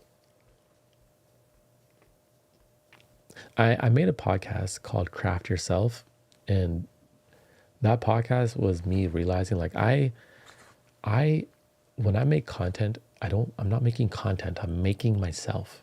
I'm crafting myself. To me, it's not like it's not the things that I put out. It's hard to say, but like everything I do is just like a tool to craft myself. So I see myself as the art in itself. Like that's how I see it. I'm like, I am the art. That's how you should see yourself. Like you are the artist. You are the art as well. Everything that you make is like kind of like molding you. There was a time where I couldn't even speak on camera. Now I can. How long have we been here? Jeez, I said I was going to be here for 30 minutes, and we've been here for an hour and 40 minutes. And I literally wasn't even planning on being here, but we've been hanging out and we've been talking, and I'm pretty sure y'all can tell I'm like beyond comfortable, right? Because I crafted myself to do that, you know? So it's not like I'm like, oh, you know what I mean? Like, it's just like, that's how I see everything that I do, is I'm crafting myself. Janae says, I can't doesn't mean I won't. Yeah. That is actually a card from the reminder deck. Where is the reminder deck? Slipping. It's not here right now. It's somewhere around here. It's somewhere around here.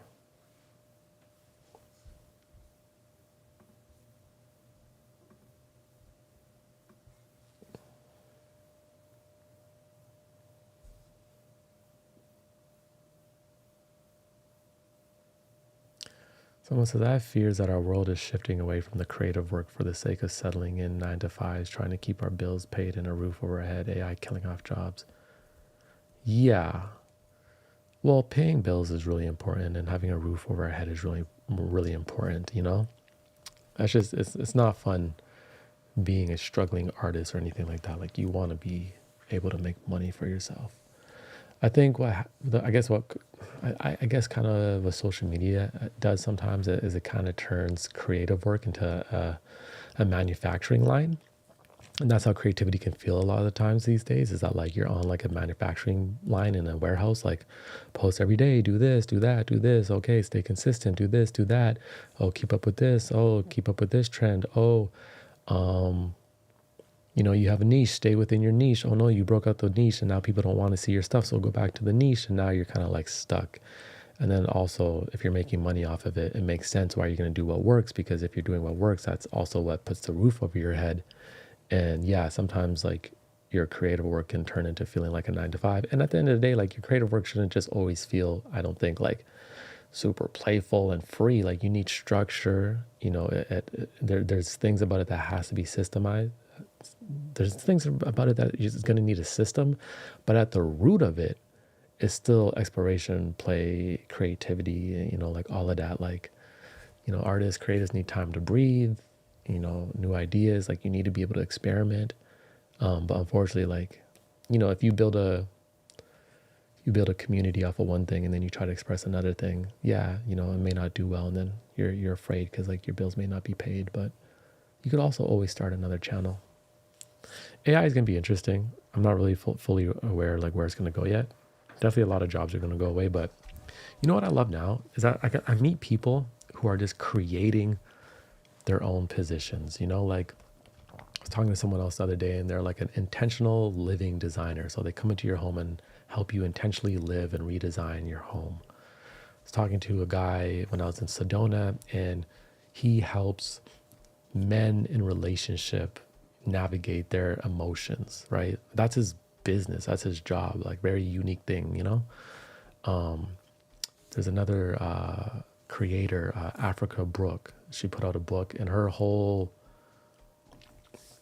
work is kind of rooted around self-censorship, how we self-censor ourselves to fit within society and not sacrifice, so we don't like whatever, like feel like we're casted out from the group or lose our job. Her whole her work is rooted on like self-censorship, so she gets to the root of shame and anger and all that stuff, cancel culture, which is a very unique position.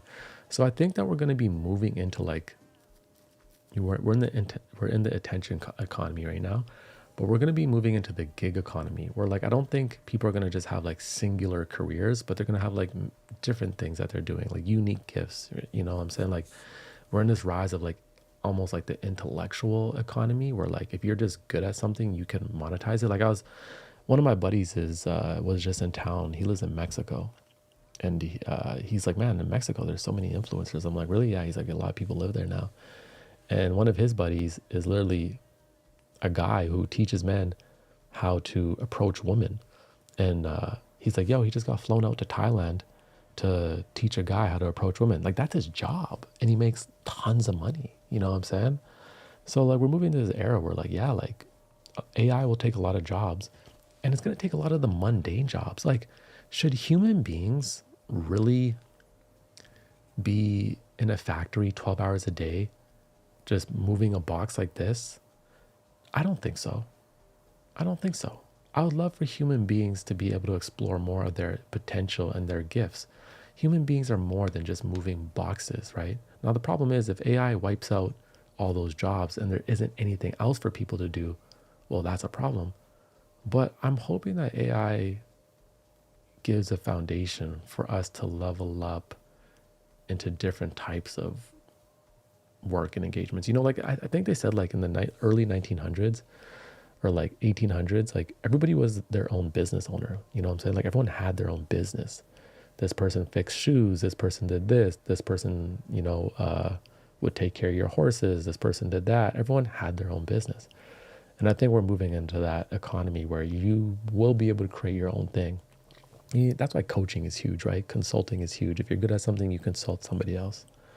And I think most likely there's going to be some type of basic UBI. There's going to be a universal basic income. There's going to probably need to be, if AI is going to wipe out so many jobs. Like, it's not really fair to like just wipe out all these jobs and not have like new positions for people. So there's going to have to be some type of universal basic income, or else you can't just have everyone with no jobs broke in the streets. Then riots will happen, right? So it's going to be interesting.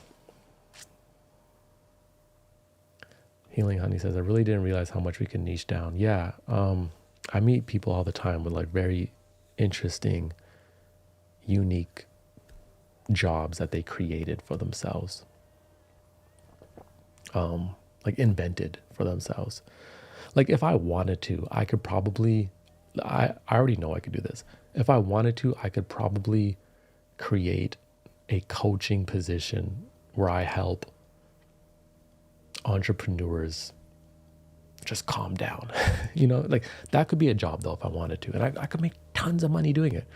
Now it's not something that interests me, but like it's something I could do, right? So that's why I really think like anything that you're curious in life, anything that kind of sparks your interest, just go learn it, even if you don't know what it's going to be. Because at some point after a decade, you're going to have like a few different skills, and then you're going to look at them and you're going to be able to put them together, and you're probably going to be able to create a unique job for yourself. Like I first started learning music production. Then after a few years learning music production, I got into video because I was like, I don't know what I'm going to do with this music production. I want to make some money. Got into video. For 10 years, video fed me. It gave me, a job. It gave me things to do. But I also, my first intention was to do music videos, but then I let go of that. And then I actually thought for a while that like spending so much time in making videos and sound, I thought it was a waste of time. Because I was like, wow, I'm not even going to be doing this stuff later in life. But come around to even just to now, the fact that I spent all that time in the past, and this is before you can go on Instagram and YouTube and like learn how to make content.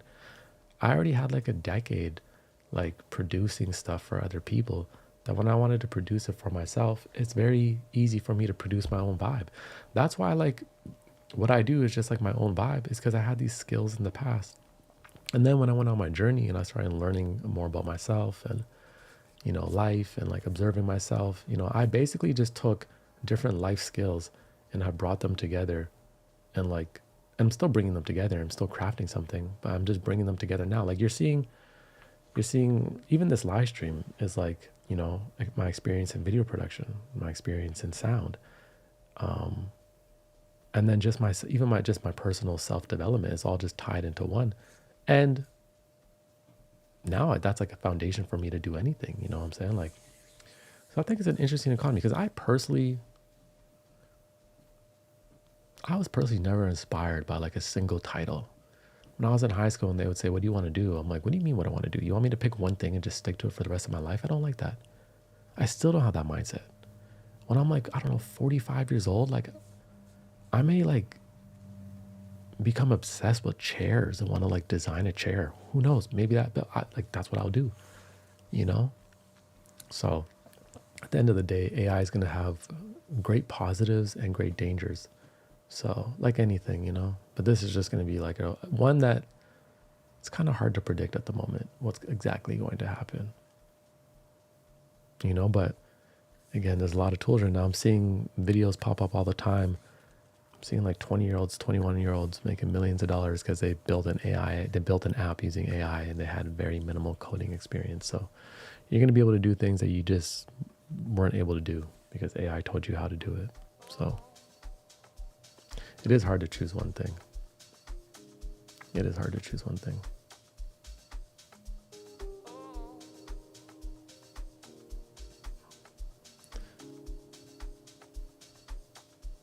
People would absolutely pay you to edit. I've already done editing as a business and video. I would never go back to it. I don't like editing for people anymore. But that was like, I did that for 10 years. You know what I'm saying? I did that for 10 years. But what I could do also, as like another little thing, because people always ask me like, yo, how did you set up your scene? Like, it looks so beautiful. I could coach people on how to set up their scene and like legit be like, yeah, you know, here's the package, $5,000-$10,000. I'll come in to your place and we'll set it up for you and get something that matches your spirit, right? That's something, if I wanted to do that, that could be like a side option, you know? But again, you can only really put your energy to so many things. And that is where the biggest struggle is like, what am I going to focus on? What is going to be my offer to the world in this season, you know? And sometimes that just takes exploration, right? It's not easy figuring out like what you're going to bring into the world and what your offer is and what that's going to be. You got to experience it a little bit, you know? You also got to be present. Got to be present. I feel like tonight's going to be a late night for me. I'm not really in the mood to go to bed early at all. I think I might stay up to like 1 a.m.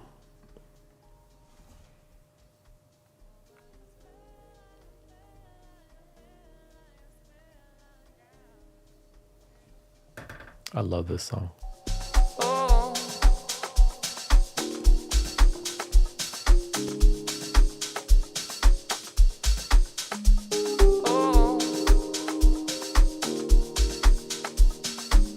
Look at that. Dominique says, I help people decorate for free. I search art. You could.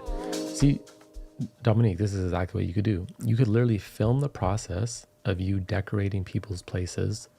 Even you doing it for free, but you film it for the content, and then you start to build a YouTube channel around how to decorate, how to create spaces. And then once that grows, you start to get opportunities, or you start to coach people on how to do theirs, or you start charging for it, whatever it may be. But that's a skill that you're already doing. It can turn into something, right? Now, like, you don't need to look at like content as the product, but you look at content as content is highlighting whatever your gifts are. So if your gifts, one of your gifts is to be able to decorate spaces, you're making content to highlight that, and that could turn into a business, right?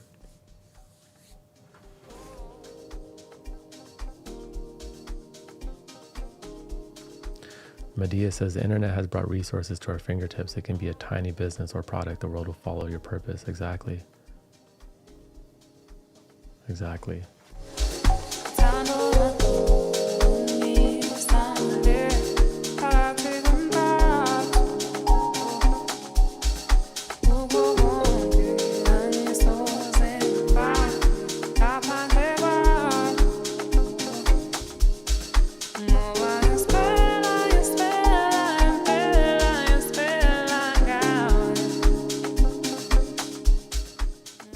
And I would say like, it's just got to be something that like sparks your curiosity and excites you. Like, I get people telling me all the time, like, yo, you can make so much money on like life coaching, but it's just not something I want to do. You know what I mean? And because I know that, it's like, I'm not going to do it just because of the money. So if it excites you, then that's a great sign. And then you can figure out the money after that, you know?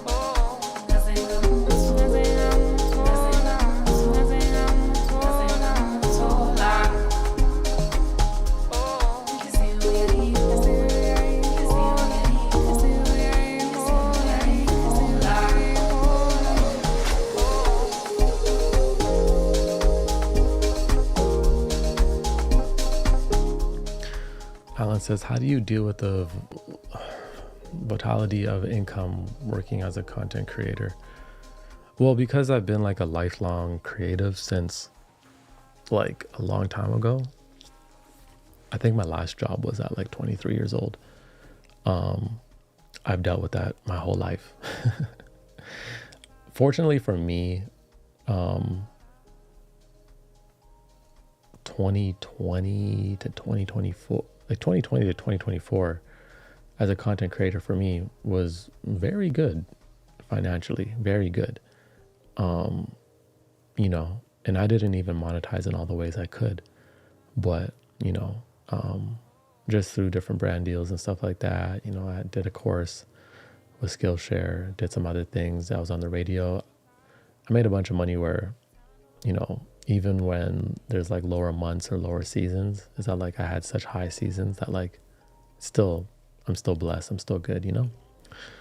The volatility also is kind of like what is motivating a bit, like to always diversify, right? Because like, you know, like craziest thing about a content creator or someone online like that, right? Like you can have like an online business, let's say do like $1 million 1 year. And then like the next year it doesn't, like it just drops or something like that, you know?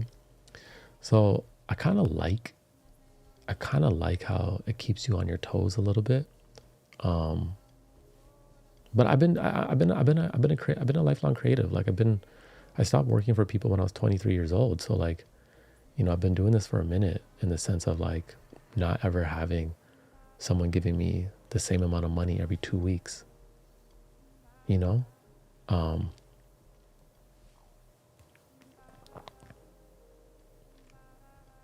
So I think I'm kind of just like built for that type of flow. Like, you know, it doesn't really worry me. But you know, like now we're also like diversifying and like building out different products and doing different things so we can do other different projects. So, you know, there's definitely times where you have to like stay on your toes, especially like if an algorithm shifts, you know, like YouTube changed their algorithm and now if you start a new channel, it can blow up, and which is great. But also like when you have like an influx of new creators, it also can hurt your channel as well, right? Because it's just more people in your space. It's like if you have a sushi restaurant and there's only like 2 sushi restaurants in the city, and then like all of a sudden in 3 months 80 sushi restaurants show up, right? It's just natural that everyone's going to start checking out these other sushi restaurants, right? So that's why the internet is completely volatile. Like it's so volatile. Things can change so fast, right? So you should never like, you know, if you make a certain amount of money 1 year, you should never expect it the same the next year, right? You should work your hardest for it to grow and be better, but you have to stay on your toes 100%. It's definitely not for anyone that cherishes stability in every way, shape, and form. I wouldn't maybe do that. But again, like you can approach the internet with a side business. It doesn't have to be your main thing. It doesn't have to be your main thing either, right? Like you could have a 9 to 5 and also have like a side product or something that just brings you some extra money, right? You can just easily just go make like an extra 50 or 100 grand online and also have like your main job. Nothing wrong with that either, you know? I'm just somebody who's kind of like all in on things, you know? Like right now, obviously I'm taking things slower and I've closed a lot of things down, but I'm just like all in on me regardless. Like my pathway is still like, you know, I want to tour. I want to create some type of live experience, you know, live speaking. I want to do that. Like that's the direction I'm going. So I'm doing what I need to do now to be able to go in that direction. You know, I'm not really on the internet just to like, I don't know.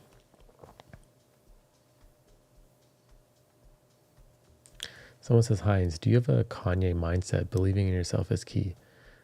Yeah, I definitely believe in myself. I've always believed in myself. I think, you know, everyone has doubts and I have my doubts as well. I would say like Kanye level is like next levels, you know. He has crazy belief in himself. He's a little bit sporadic and erratic, you know. But believing in yourself is key, 100%. I don't think you should jump into a volatile space like the internet, content creation, if you don't believe in yourself. Unless you love curiosity and you're just curious to see if it could work for you, right? But if you need to have like, you need to go create the proof for yourself, or you need to either be like, listen, I don't know if I believe in myself, but I'm willing to go hard and see if it can happen, or you just need to believe in yourself. And more times than not, I believe in myself. You know, I'm like, you know how like rappers are kind of like, oh, like every rapper thinks they're like the best rapper, right? That's like the attitude of the rapper. I think as a creative, you have to be like that too. You have to believe in yourself, you know? Yeah. Alan said Kanye's the GOAT, but somebody got to take his phone. Yeah, I agree. Somebody got to take bro phone. Actually, yeah, somebody got to take bro phone. For real.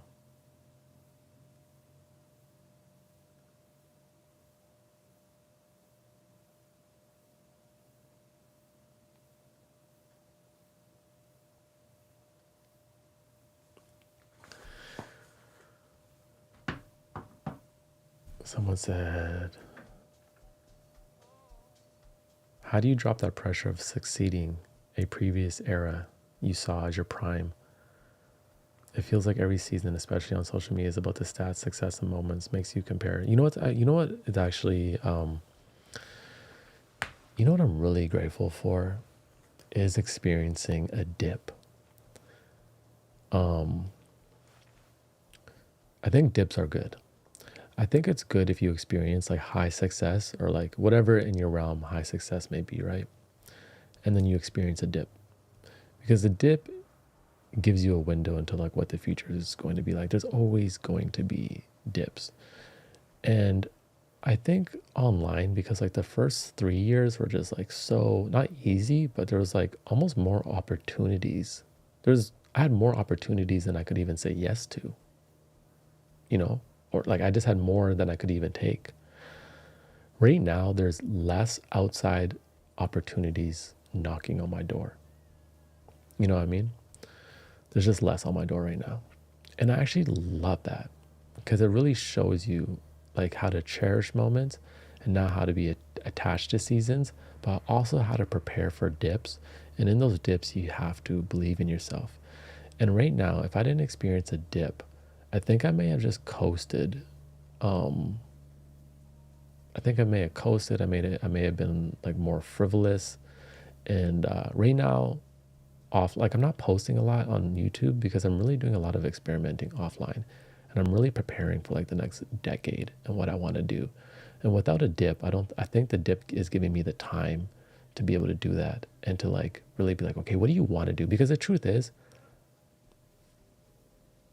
I don't even feel like I feel like most of the things I've done is just like, okay, it's cool, but like it's not really what I could do. Like what I'm actually capable of, I haven't even given it my all yet. So now I'm in that season where I'm like, yo, let's go and give it our all again. Like let's really give it our all. But that's just how success is. Like, you know, if you're a musician, you may have a hit song one year. Doesn't mean that next year you're gonna have a hit song. You understand? It's just how it is. You can't be attached. You have to look at it like it was all your foundation, you know, like I look at like the last 3 years. Now they can be viewed as like, oh my God, like what a beautiful time, or that was your prime. I really just see it as the foundation. I just really see it as I'm just getting, that's how I feel. I'm like literally just getting started. You know, that's how I kind of feel. You got to believe in what is about to come, and you have to believe in your abilities, right? Like I'm not romanticizing things in the past, or like even success I had in the past, because I'm like, that's nothing compared to what we're about to do. That's literally nothing. Nothing. That's how I see it. Like nothing. Everything I have done in life is like not. I don't want to like devalue it, but for what is going to come, it is like, bruh, it's like the flour in the cake. That's all it is. It's like one ingredient. We haven't even put all the ingredients together yet. We haven't even really cooked. That's how I see it. You know? The success I've had, the money I made, I'm like, we haven't even cooked. That was just the flour. Maybe a little bit of sugar. We haven't even put the chocolate in yet. We haven't put the milk in yet. We haven't put the butter in yet. We haven't put it in the oven yet, and we haven't got to cooking yet. Like we about to cook. So you have to believe in your future like that. You know what I'm saying? Your best days aren't past you unless you believe they are past you. You know, I was listening to Erykah Badu, and someone said like, oh, like, do you think you can make better music? She's like, what are you talking about? She's like, my best art has yet to come. Like, sure, I have massive hits, but my best art is still yet to come. And that is the attitude of an artist, right? I was listening to a podcast. It was Bill Maher, and he had somebody on. He had like a politician on, and the politician said to him something about, oh, this show you did in the '90s, that was your best work. And Bill Maher was super like offended, and he was like, no, it's not even my best work. Like, I'm still producing my best work. And the guy was like, no, that's like your best work, and it'll always be your best work. And he was like super offended. I'm like, that's how you should feel. People will always romanticize like when they first met you, right? Like people do it with artists all the time. Like, oh my God, like people do it with Kanye, right? Like College Dropout. Like, oh, well, like I want the old Kanye. You can never duplicate. You can never duplicate the feeling of when someone first experienced you, right? It's like impossible. So people will always kind of hold you to that moment, but you can never hold yourself to that moment. You always have to be willing to expand and go forward and reinvent not even reinvent yourself, but like evolve and like take life to where you want it to be, and know like my best days are yet to come. you know like sometimes before I would like be like, man, I wish I think about like, oh, I spent this money there. I'm like, I wish I didn't spend that money on that or this, or like I kind of spent some money in some places a little bit too loosely. But at the same time, I was like, yo, you lived it up. You traveled a lot. You enjoyed yourself, and like you can always make more money. And instead, you can never get your time back.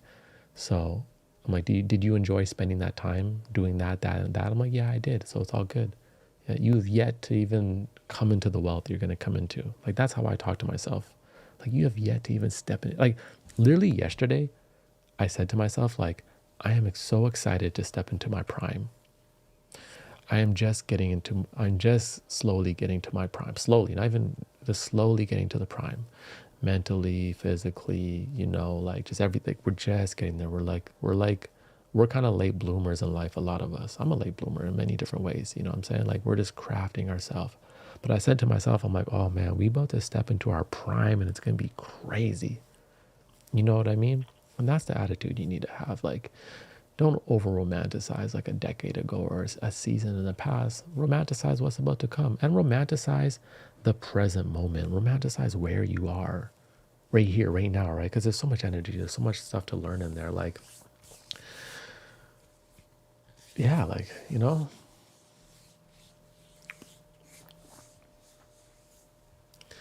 But the one thing is, you definitely can't tie, it's very hard not to, but you can't tie all your value to metrics and like views and stuff like that, right? Like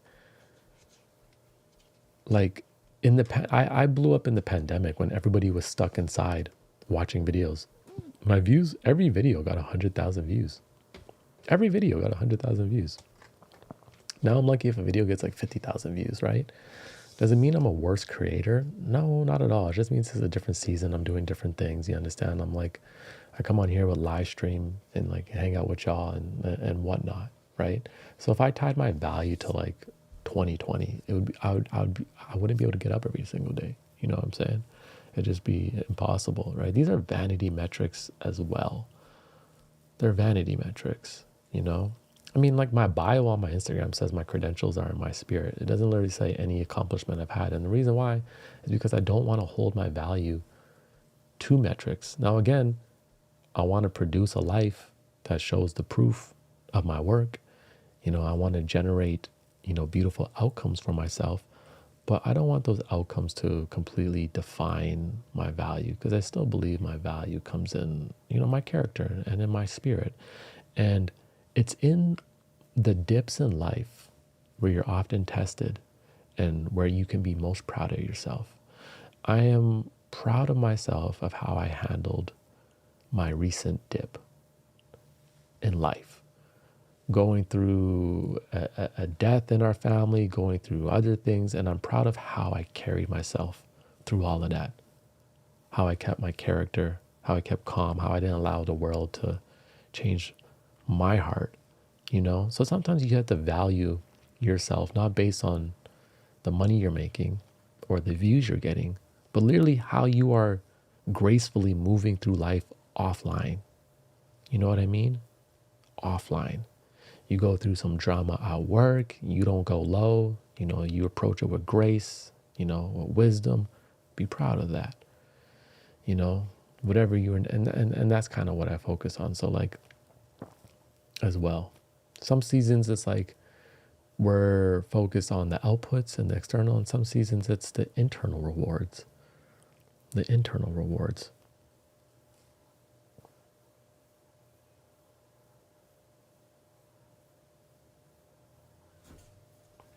Alan says, sometimes I miss that first contact with the viewer. It felt so fresh and engaging. Now I'm 5 years in with my viewers, and you always want to excite them. Well, you have to understand this. There's always going to be new viewers.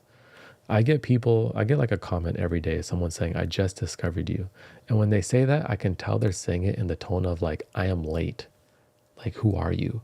And they're like, now I'm binging everything, right? So there's always going to be new people who explore you. And the beautiful thing is, you get to still create new stuff. You know what I'm saying? Like, I'm really excited for like new things I'm going to create. Like, I'm going to develop like a new foundation, a new show, a new energy, like more playful, better content, all of that, right? I don't want to duplicate the first feeling people had because I can't even go back. I'm not even that guy. I've changed. Even go watch a video of me 4 years ago. Even my voice has evolved from there. My mannerisms have even like evolved from there. I'm like in a different energy. So it'd be impossible for me to go back and recreate that exact feeling, right? That would be like dishonoring myself. Like FKA Twigs in a recent interview, she said, I can't create art when I'm surrounded by old versions of myself. She's like, I have to completely let go of who I was for me to create something new. She's like, I had to let go of the idea of my old album. She's like, when I open my closet and I see these outfits that I wore in this season and during that album, she's like, I had to get rid of all of it for allow the new to emerge. And I feel that, you understand? Like, I used to hate when people be like, oh man, I miss the old Hines. I'm like, well, go back and watch the old content. You know what I'm saying? Like, I understand Kanye. I understand Kanye when he would be like annoyed by that, because it's like, you can never go back and be the individual you were at 21 years old because you've had new experiences. Like every single day you are changing, and you have to honor that change in your creations. You have to honor that change in everything that you do, you know? Like change is beautiful. Evolution is beautiful. That's why I always say you might as well be yourself undeniably. So the ones that love you come closer, and the ones that don't can go another way. There will be people that rock with you, and then you change and evolve, and then they don't rock with you, and that's okay. It's like you were with each other for a few years. They got what they needed, and they continue on their journey. It's beautiful. You know, like people don't got to rock with you forever. And then some people are going to rock with you forever because they're just down for the journey. You know, they're down for the story and they love witnessing it, and that's fine.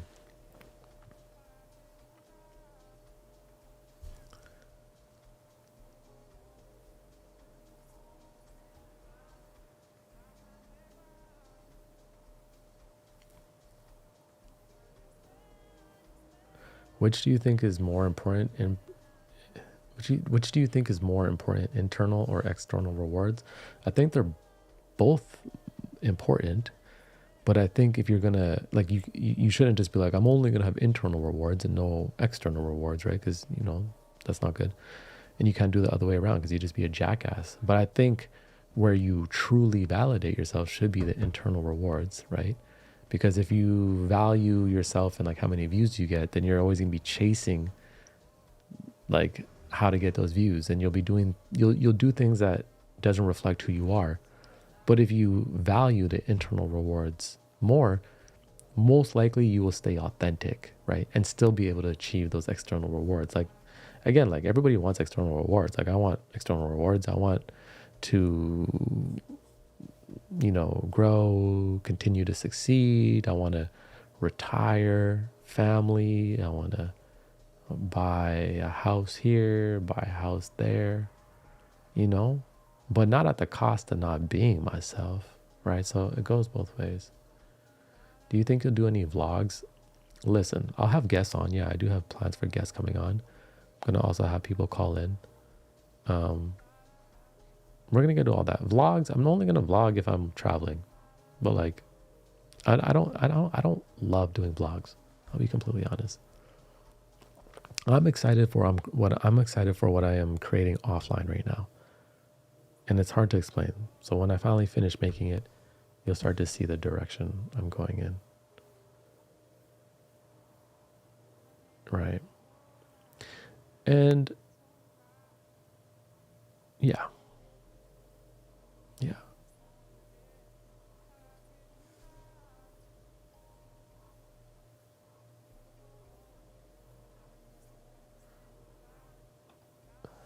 Namijo says, as beautiful as social media can be, it's also been instrumental, in my opinion, in the breakdown of self-worth.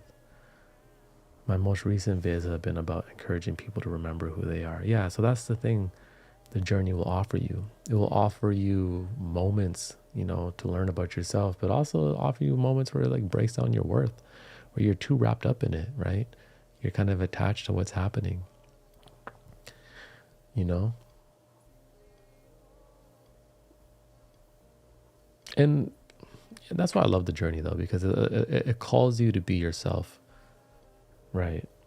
It calls you to be yourself, right? It calls you to learn about yourself and like craft yourself. And in that journey, you're going to lose yourself a little bit, but losing yourself is a part of the process. Then you get to learn what it's like to discover yourself, and that feels good. Someone says, what do you think of today's cancel culture? Feels like a big celeb gets burnt to the ground every week. Smells like Kanye's up next, unfortunately. New lawsuit today looks nasty. Yeah, I think Kanye is making things worse for himself. So besides him, I'm just going to focus on cancel culture. Yeah, I'm not a fan of it. The reason why I'm not a fan of it is because people on the internet who go and try to cancel people pretend like they are waving the highest moral flag, and they will attack and destroy somebody without even knowing the facts, right? So we have a culture on the internet that very much acts like a witch hunt, and every week let's find a new witch and hunt them down and stone them, and without any facts, right? Maybe it's just someone said something, maybe it's an allegation. And listen, people do lie, twist, and manipulate people's perceptions of people. Look at this whole Blake Lively thing and Ryan. In the beginning, everybody was on the woman's side. And then as things started coming out, everyone kind of shifted, and now people are against Ryan Reynolds and his wife because more information has come out, right? So now everyone's shitting on them, right? In the beginning, obviously they're going to take the woman's side because people are just always going to believe a woman in the beginning. But often we see that women also will manipulate people's perceptions and use, like men can abuse their power, through their physical nature 100%. And women can abuse it from the fact of being a girl, right? And just making up shit and trying to twist the perception of people. So we have this like culture on the internet where it's like every week it's somebody else, because the internet loves it. The internet loves to tear people down. This is why I don't really talk about shit on my channel, because I'm not into tearing other people down. And I'm not into tearing people down, especially when there's no facts. You know what I'm saying? Like, no facts. It's just things get said and then people want to tear it down. And you have to be mindful that you don't even pay attention to all that stuff, right? Because it's very consuming. And you have to question yourself. If you are the type of person that is canceling someone every week or going in their comments and leaving death threats, what is going on in your life? That is what I always ask myself. For someone who goes and like spreads lies or hops in comments, and like, what is going on within you where you feel like you have to attack strangers, people you don't even know, right? You're in a parasocial relationship if you do that. So I think it's an ugly part of the culture. It's a very ugly part of the culture. And Africa Brooke has a really good podcast on this, about how like this has been happening since like the dawn of time, witch hunts, and how it's just like kind of manifested into like the internet, and like it's nothing new. It's what people always do. But you're right, every week it's somebody new, and then it's somebody new again, and it's somebody new again, So I would say like everybody who wants to be famous, I would say being famous is one of the worst things you could do. It's one of the worst things you could do, right? Because, I saw like Lizzo or something like that. She talked about how she had all those allegations come against her, and she's like, they just weren't true. And she's like, people just turned on me and I had to go low for a year. And she's like, it was really unfortunate. And it's true. Like, you can have employees or whatever, anybody can just come and say anything, and the internet will pounce on you. You understand? It's awful. So that's why here at Number One Chill Spot, I Don't talk about celebrity gossip because I'm not down with tearing people down. I'm not down with getting into people's personal lives and doing that, right? Especially when you don't have the facts. You understand? Like, it's just nonsense. So maybe one day the internet evolves. I don't think it will, though, because gossip has always been popular. Like, you know, like you go to a grocery store and they have magazines. What do you see? You see gossip of, you know, this celebrity, oh, this person's pregnant by this person. Like, we've always had that, tabloids, you know, TMZ, the Shade Room, all that. And now with the internet, what we didn't have in the past was everybody having the ability to voice and amplify it, right? So before it was only like in private conversations and in the news or like TMZ. But now you have every individual able to pounce on it and give their opinion. And the worst part is you can monetize it, right? So at the end of the day, people will monetize BS. People will monetize lies, right? It's unfortunate. It's an ugly nature.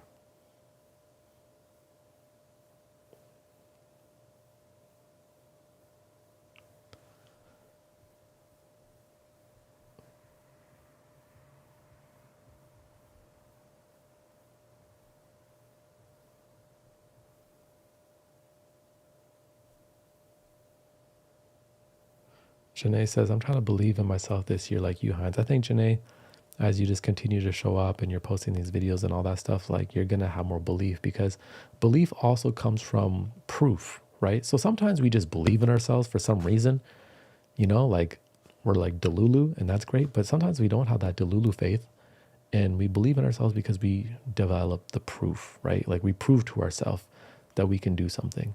So if you have no belief, I did a podcast on this the other day, just develop more proof for yourself, right? Be like, I don't know how I can do it, but let me see. Let me prove myself right or wrong. Instead of me just questioning myself, let me just go see if I can do it and develop more proof. Because the more evidence you craft, the more confidence you're going to have, right? Sometimes you have sheer confidence. And to be honest, the older I get, the less sheer confidence I have for no reason. A lot of my confidence now will come from the proof I developed for myself. When I was younger, it was just delulu. I was just delusional. I just had had so much delusion that I believed in myself, and it really works when you have that. But as I get older, it's like that childlike spirit erodes a little bit more. So now a lot of it comes with like the proof, which is hard too, because if you're not showing up for yourself, then you lose confidence. And that's where I go and I lean back into my backup proof, like things I've done. Oh yeah, remember you did this, you did that. No, you can do this. Don't worry about it. And show up for herself. Someone said, what's the take on Kendrick? We already talked about this in the beginning, the Kendrick Super Bowl thing.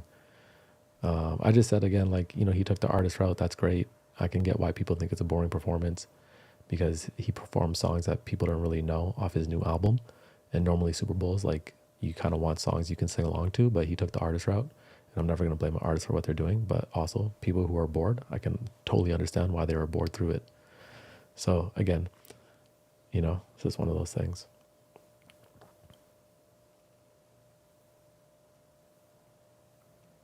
Because I have my moments and days where I'm like, I don't believe, you know, I don't believe. Sometimes I'm like, oh, like I'm good at this, I'm good at that, I'm good at this, but like, can I actually do this?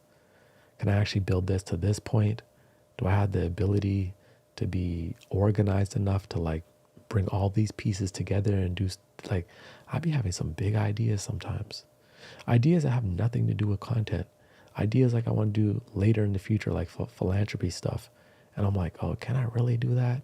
And I have those doubts. And then I have to be like, no, we can. You know, we can. But we got to show up. We got to show up. Oh, I forgot about this song. Little Anderson .Paak, Kaytranada. I saw Kaytranada live not too long ago. He was fire. And it still ain't a goddamn thing they could tell me. What could compel me to jump in, get a piece of this bread, put in, wake up, cake up, walking in the form of my elders. I'm glowed up. Bitch, don't I look like a pharaoh? Fuck your story tale, nigga, pull up. Shit didn't piss on your head, nigga, clocking. Grab my check out the mail room, then back in. Like if I ever start doing videos on things that are happening in the world, it's going to be to bring like balance to the nonsense or balance to a hot take. That's how I would approach it. That's how I would approach it. Sorry, that was a random thought in the middle of the song.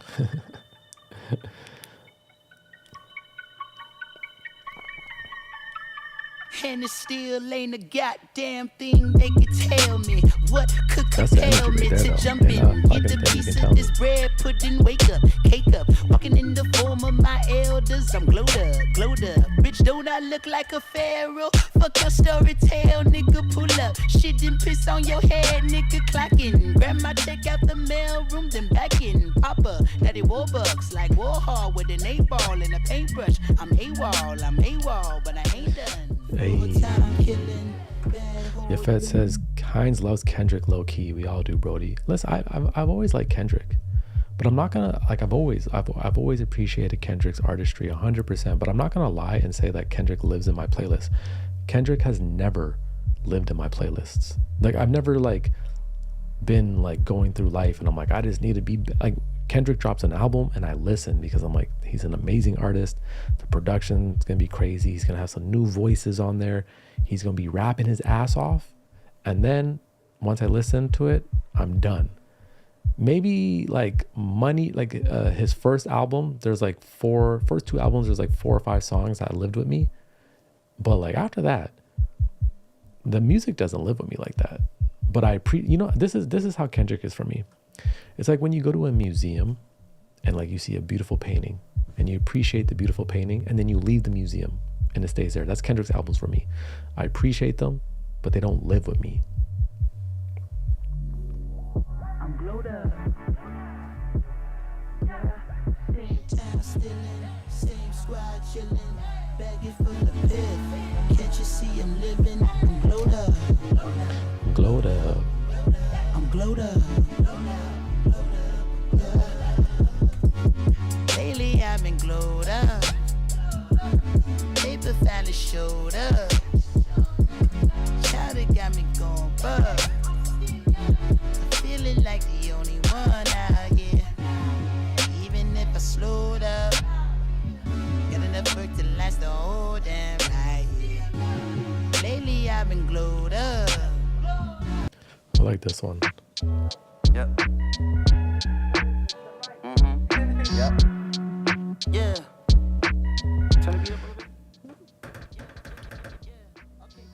Yeah, like this. Alan says Kendrick music is like a classical film. You watch it, appreciate it, but it's not playlisty, more like a musical story. That's exactly how I see it.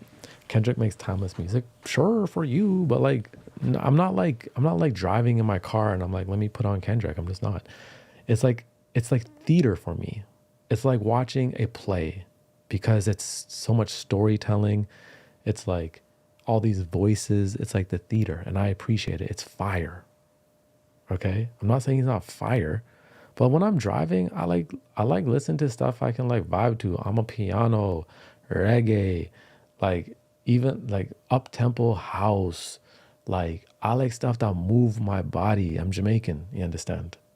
I'm Jamaican as well, so I like stuff that like I want to move to. And Kendrick is more like theater. It's more like going to the play. Let me watch a musical. It's like a musical, y'all. It's like a musical.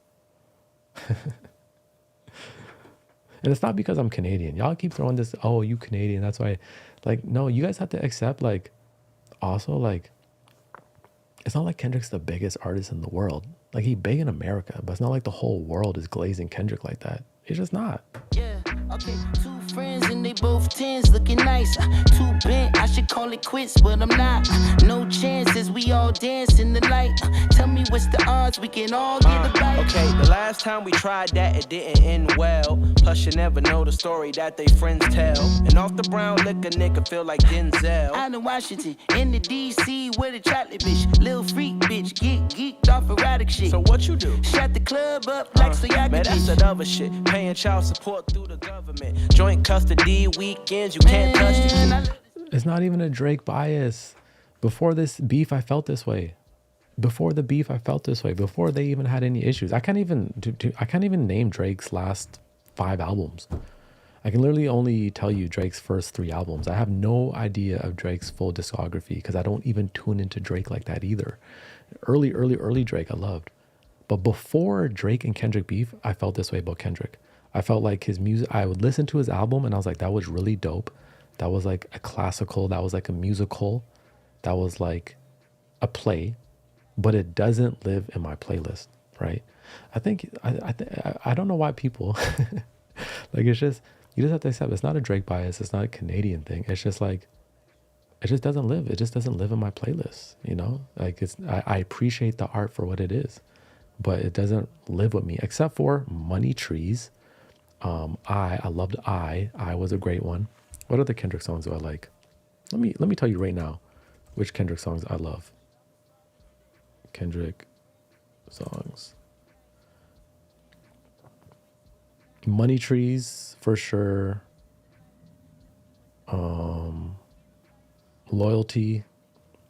Backseat Freestyle, fire. Backseat Freestyle was fire. Love that one. And Poetic Justice, love that one. Love that one. But like Mr. Morale and the Big Steppers, like Rich in Spirit I liked. But like I played that album once. Now FKA Twigs' new album, I've spent that 10 times already since it came out. I spent it 10 times. I like it way more. Way more.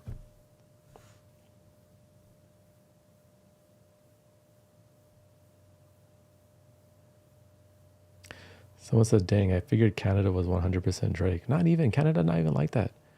You know, like, it's just, I'm going to tell you when I stopped listening to Drake. Like, I don't listen to Drake's albums either. Like, I loved So Far Gone Drake, his first few albums, yeah, but like, once he started like sounding like Future and stuff like that, I wasn't for it. So I'm going to tell you right now the Drake albums I love. Okay, so I like Drake back in the day. So Far Gone was good. Views, fire, back in the day. Nothing Was the Same and Take Care. After that, I stopped listening. I didn't listen to Scorpion. I didn't listen to Honestly Nevermind. I didn't listen to What a Time to Be Alive. I didn't listen really to If You're Reading This, It's Too Late. I didn't listen to 100 Gigs, the shit he just dropped. I didn't listen to any of that shit. Because why? Certified Lover Boy, didn't listen to that shit either. I heard songs, but Drake don't live with me like that.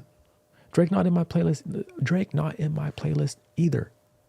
Drake is not in my playlist either. There's actually not a lot of rappers these days that live in my playlist. I'm not even gonna lie. Not a lot of rappers these days live in my playlist.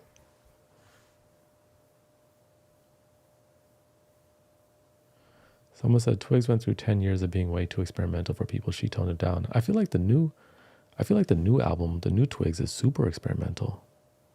Like this, I love this song. Now this one's gonna be a little bit aggressive for you. I'm not gonna play the whole thing, but like I'm gonna tell you, I'm gonna just show you the contrast of other things I like and why maybe you're gonna be like, okay, I get why he doesn't like Kendrick that much. I love this shit right here.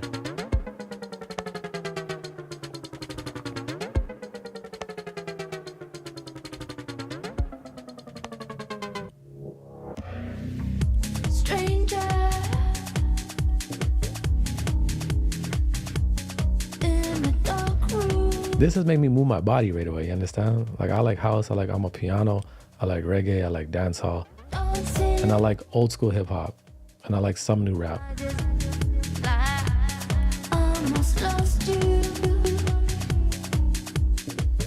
You know what I'm saying? Like and I don't like new rap that much. I just don't like new rap that much. It's just not that good. I'm like an old head already. But I do like Cordae. Cordae's nice. Alan says Drake is singles to me, but he is a hit maker. Yeah, Drake is a hit maker for sure. He make hits. He make hits for the world. He make hits for the whole world, you know? There's a lot of people in Canada who love Kendrick too. Do not get it twisted. Heinz, how do you suggest we build routine either with our busy schedules or for content creation for consistency? Kind of depends on what your pace for consistency is. I think you have to first define what is consistency for you, right? Like, is consistency you're trying to make content every day? Is it like a video a week? First, you have to define what that consistency is. And then what I would do is for content, I would have like days where you can fully commit to it. You know what I'm saying? Like me, I have like full on admin days. I have days, full on admin days. I have editing days, and then like I have shooting days. But first you have to define what consistency is for you. And I would like kind of honor the same type of day each week to approach that. I'm not sure what kind of content you make. I'm not sure. You got to give me some more information, because it's like, it can go so many different ways when it comes to content creation. It really depends on what you're doing.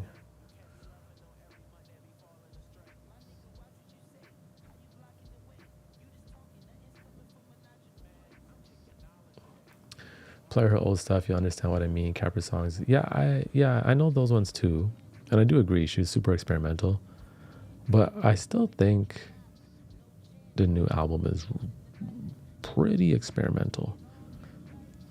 I also don't think that she's she's on a major record label now, so she may be trying to appeal more mass, but I still don't think like there's really many songs on the album at all that like appeal on like a mass pop level. I don't think that's like where she's trying to go.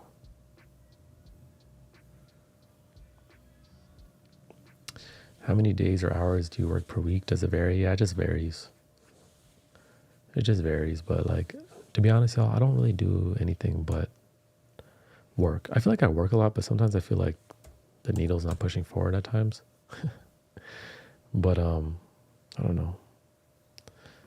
I definitely lock in like pretty much every single day for most of the day.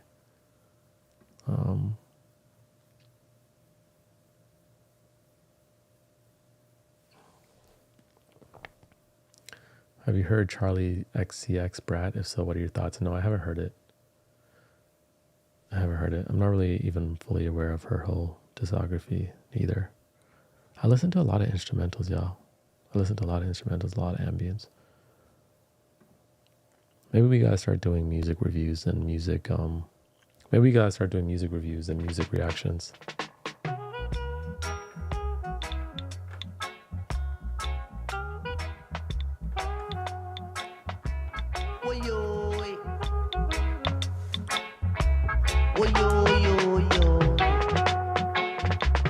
We all gonna sing the same song.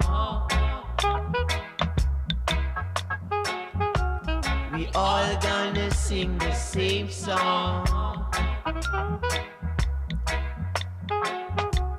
We all gonna sing the same song. Oh, whether you're a bubble, or whether you're an orthodox, or whether you're a Binky Natty J, or whether you're a 12 tribe of Israel, we all gonna sing the same song. Like, you know what I'm saying? Like, if I'm driving down the road, I'm finna play this over than like something super lyrical and deep like Kendrick. I'm more of a chill guy. I just want to chill. I just want to vibe. You know what I'm saying? This is called The Same Song by Israel Vibration. You know, it's reggae month in Jamaica. I'm coming to Jamaica next month. I'm coming to Jamaica. I'm going to end up living in Jamaica 3-4 months out of every year starting in 2026. 2026, I'm going to spend 4 months every year in Jamaica. I'm going to build a studio out there so I can still do what I do. We all gonna chop the same chop.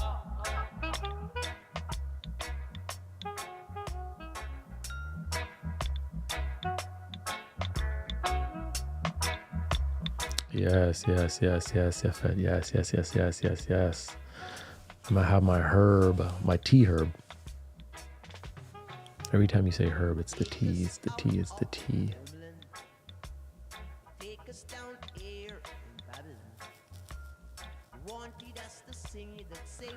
Alan says, I like the TikTok serious LED light still in the back. You know what's actually funny about that? It's actually upside down, so it's not readable, and it's literally only there just for the light.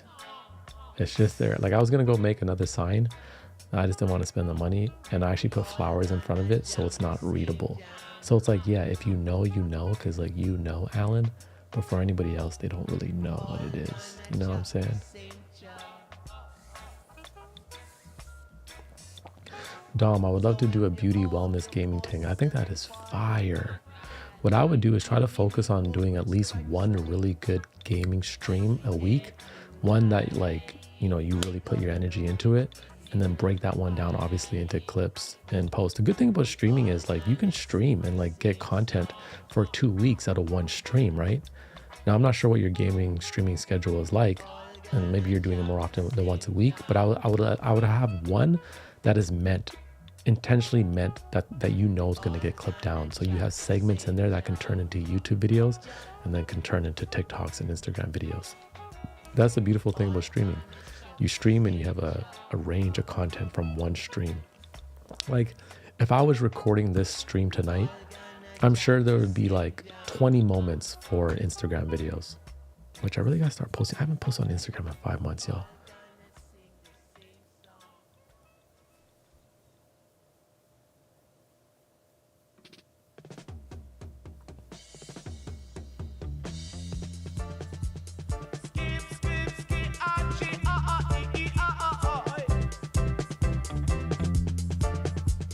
Someone said, why 2026?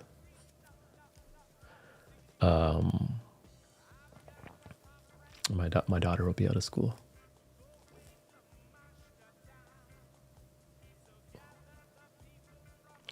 Janae says, oh my God, Heinz, when I went to Jamaica, everyone was so mean.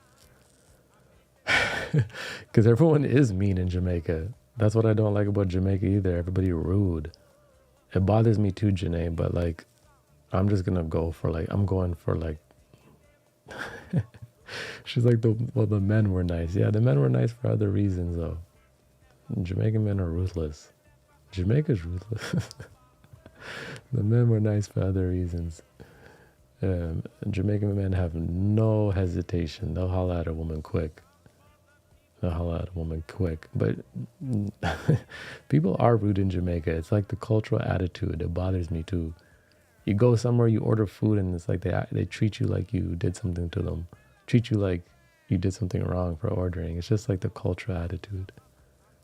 But you get into like nice pockets where people are nice. Like you meet there's a lot of nice people, but I just think like the overall like tone and like customer service is like rude.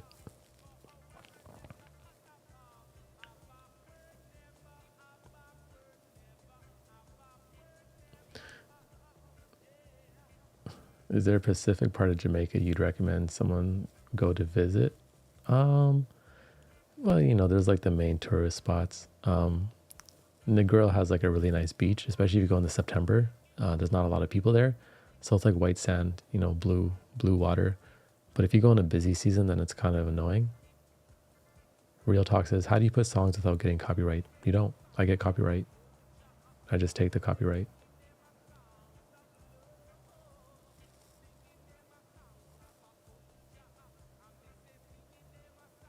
Mel says, yeah, customers. Yeah, I'm not like the actual people in Jamaica are nice, right? Like if like actually like the people are nice, but like what I'm saying is like your day-to-day engagements through customer service, you're gonna experience like like an attitude, right? That's what I mean. Like the cultural customer service attitude in Jamaica is very much like stern. Like you're not gonna go. Not many places you're gonna go order food and they're gonna be like, hey, how you doing today? What would you like, sir? It's gonna just be like kiss your teeth, look at you, and like, what do you want? And it kind of rubs off, you know. Like after 4 days, you kind of like start to adopt that attitude because you start to get tired. The only places I didn't experience it was Starbucks. They were really nice in Starbucks in Jamaica. But like people in Jamaica are actually nice. Like just if you talk to people one-on-one, you know, people are chill, they're cool, they're nice. It's just the customer service that sucks. Unless you're in a resort, then they're going to be really nice to you. And yeah, if you hear the tea sucking, it's a wrap. 100%. Isn't that where Stella got her groove back? Listen, everybody gets their groove back in Jamaica.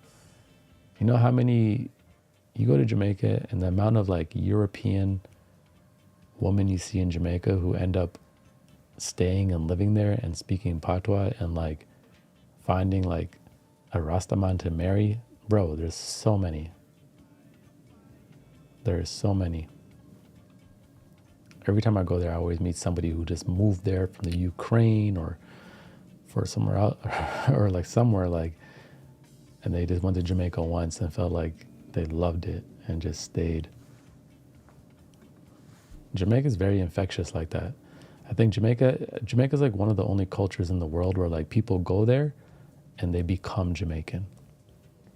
You know, like Jamaica has that energy where like people go to Jamaica and they become Jamaican. You know, they start walking, they start talking different. And then many people don't even leave.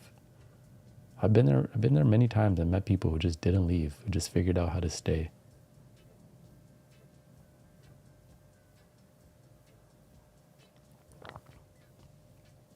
How big is marijuana culture in Jamaica, if you can describe it? I mean, yeah, people smoke. It's like just normal. I mean, yeah, you get marijuana, people smoke. I mean, like, like Jamaica's not just everyone walking through the streets with like smoking weed and saying, yeah, man, like, you know, people are professionals too. Like it's a normal place in many ways as well. But yeah, I mean, you know, weed is very normal. Weed is very normal.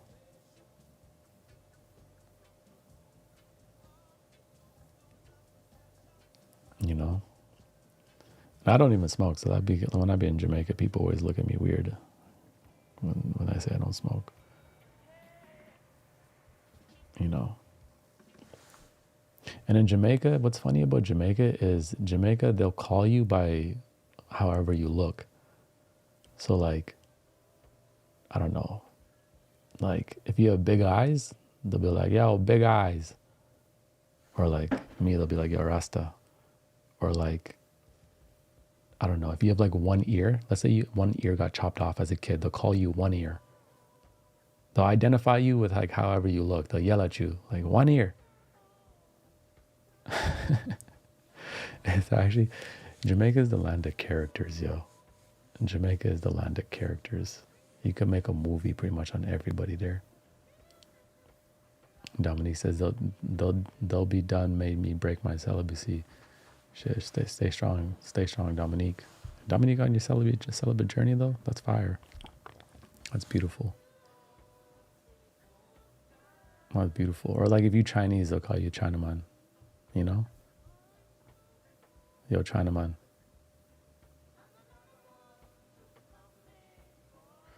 Ty says, I have locks and every single Caribbean calls me Rasta regardless of my beliefs. Yeah, because it is a Rasta thing, like in Jamaica. 100%, you know? It's not a real place.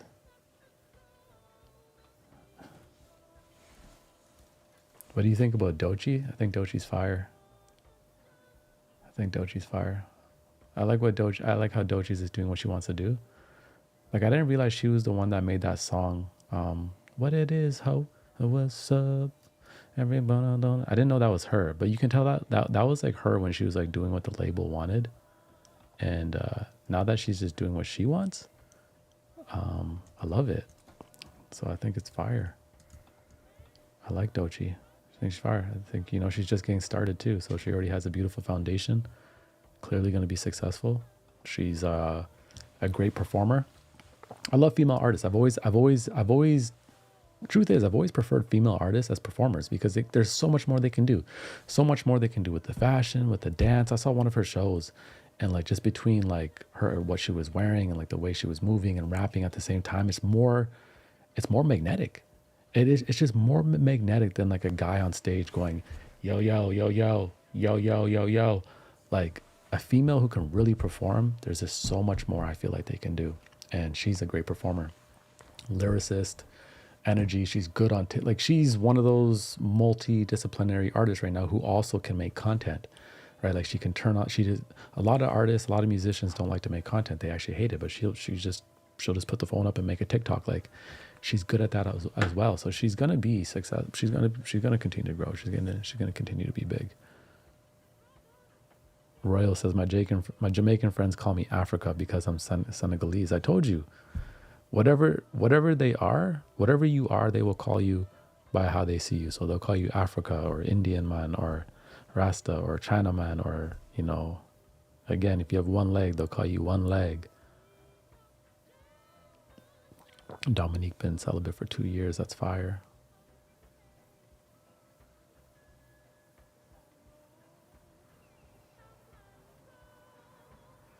Yefet says, elders there are nice and wise, but man, their patois was deep, was barely understanding it. Yeah, patois is a whole other language. And the speed that they speak at, if you're not used to it, I wouldn't understand it if it wasn't for my dad, just, because my dad, but, if you're not paying attention, man, you're not going to hear what they're saying. Her Grammy performance win was great. I didn't watch the Grammys, but I saw her speech and I loved her speech. When she said, I put my heart and soul into this shit, I really felt it. I was like, yo, she did. And she's like, I sacrificed. She got sober. She put her all into everything and she made it work. And she made that wasn't even an album. That was a mixtape.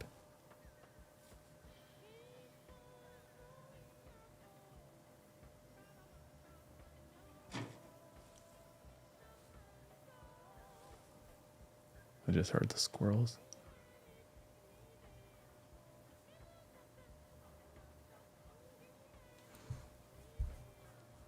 But yeah, if you ever get the chance to go to Jamaica, it's definitely a vibe. You get some food, vibes. People will treat you really nice.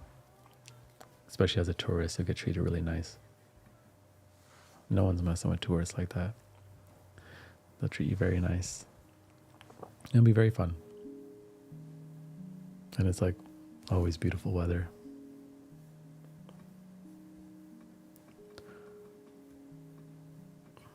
I just plan to go and spend a few months every year just strictly for the food and weather.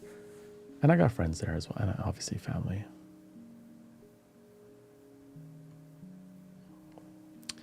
Yo, man, this always happens when I say I'm coming on stream. I said I was going to be here for like 40 minutes and it's been 3 hours. That is crazy. Someone says, I like that she maintains her feminine. Yeah. Doji's a lesbian, isn't she? She's a lesbian, right? What do you have to eat in Jamaica? Well, I mean, people are obviously going to go to Jamaica and eat like jerk chicken and stuff, but I like going to Jamaica to eat like breadfruit and coconut and mangoes and ackee and, soursop and like, ginnups and like there's just so much fruits and like veggies there that like you just don't really have access to here. The plantains, like just like coconut for days everywhere you want to go. Someone says, whoa, I don't think she is. I think she is, isn't she? I'm not saying that as like, whoa, I think like literally she has records saying that she is. That's what I was told.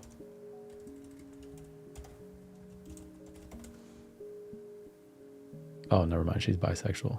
Yeah, here it is. And she's here's an article. She says, I think I've always been gay. She says, I've always known that I loved women, she says.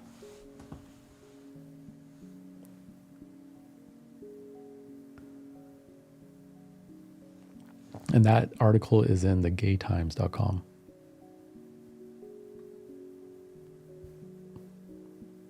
She says, I have always known that I loved women. I've been very aware from an early age. So maybe she's just maybe she's bisexual, but sure. That's what I heard, and that's just what I was reporting. When Dochi was 11 years old, she was met with a pastor who prophesied her life. He told her that she would touch millions of people with her gifts. She didn't yet know what those gifts were. 15 years and 10 million monthly listeners, her abilities have become clear. The prophecy fulfilled. I was anointed that day, she explains. I'm very aware that my purpose is to inspire people through music. I think that I'm meant to mirror truth about people. That's my purpose. That's beautiful.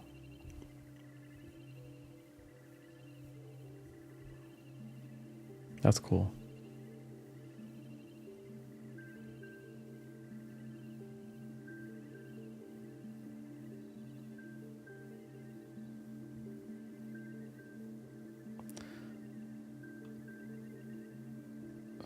Ty says, love soursop. Haven't had sweet sop though. I don't actually like sweet sop that much, but I find soursop to be way better. But a lot of people like sweet sop, but I'm not really a fan of sweet sop. But I love to go to Jamaica and just pick out on fruit because it's like fresh. Didn't get like imported in on a truck. So like that's kind of like why I like to go there. Eat as much fruit as possible and like rejuvenate. Always feels cleansing. Jamaica always feels good for my skin. Always feels good for my hair as well. It feels like the right climate. Obviously it makes sense. You know, I got genes coming from there. But I just feel healthier there. I feel like a fish out of water in Canada, to be honest.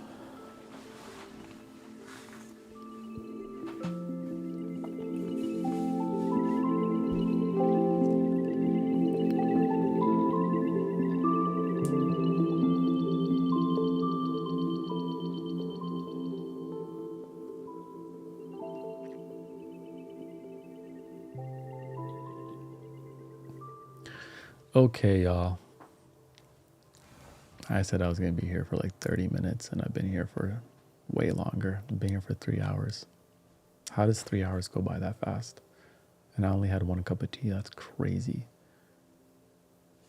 It's 9 o'clock. I still got more things to do.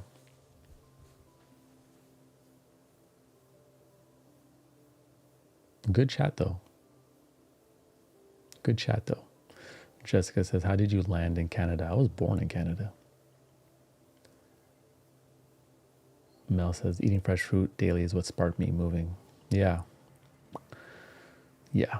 I can totally resonate and get that. Good night, everybody. Or good morning, wherever you may be in a different time zone. Soon time, I'll be on like more of a consistent stream schedule, but just kind of working on some other things at the moment. But soon time will be in a beautiful rhythm, beautiful flow. I appreciate y'all for tuning in. #1 chill spot.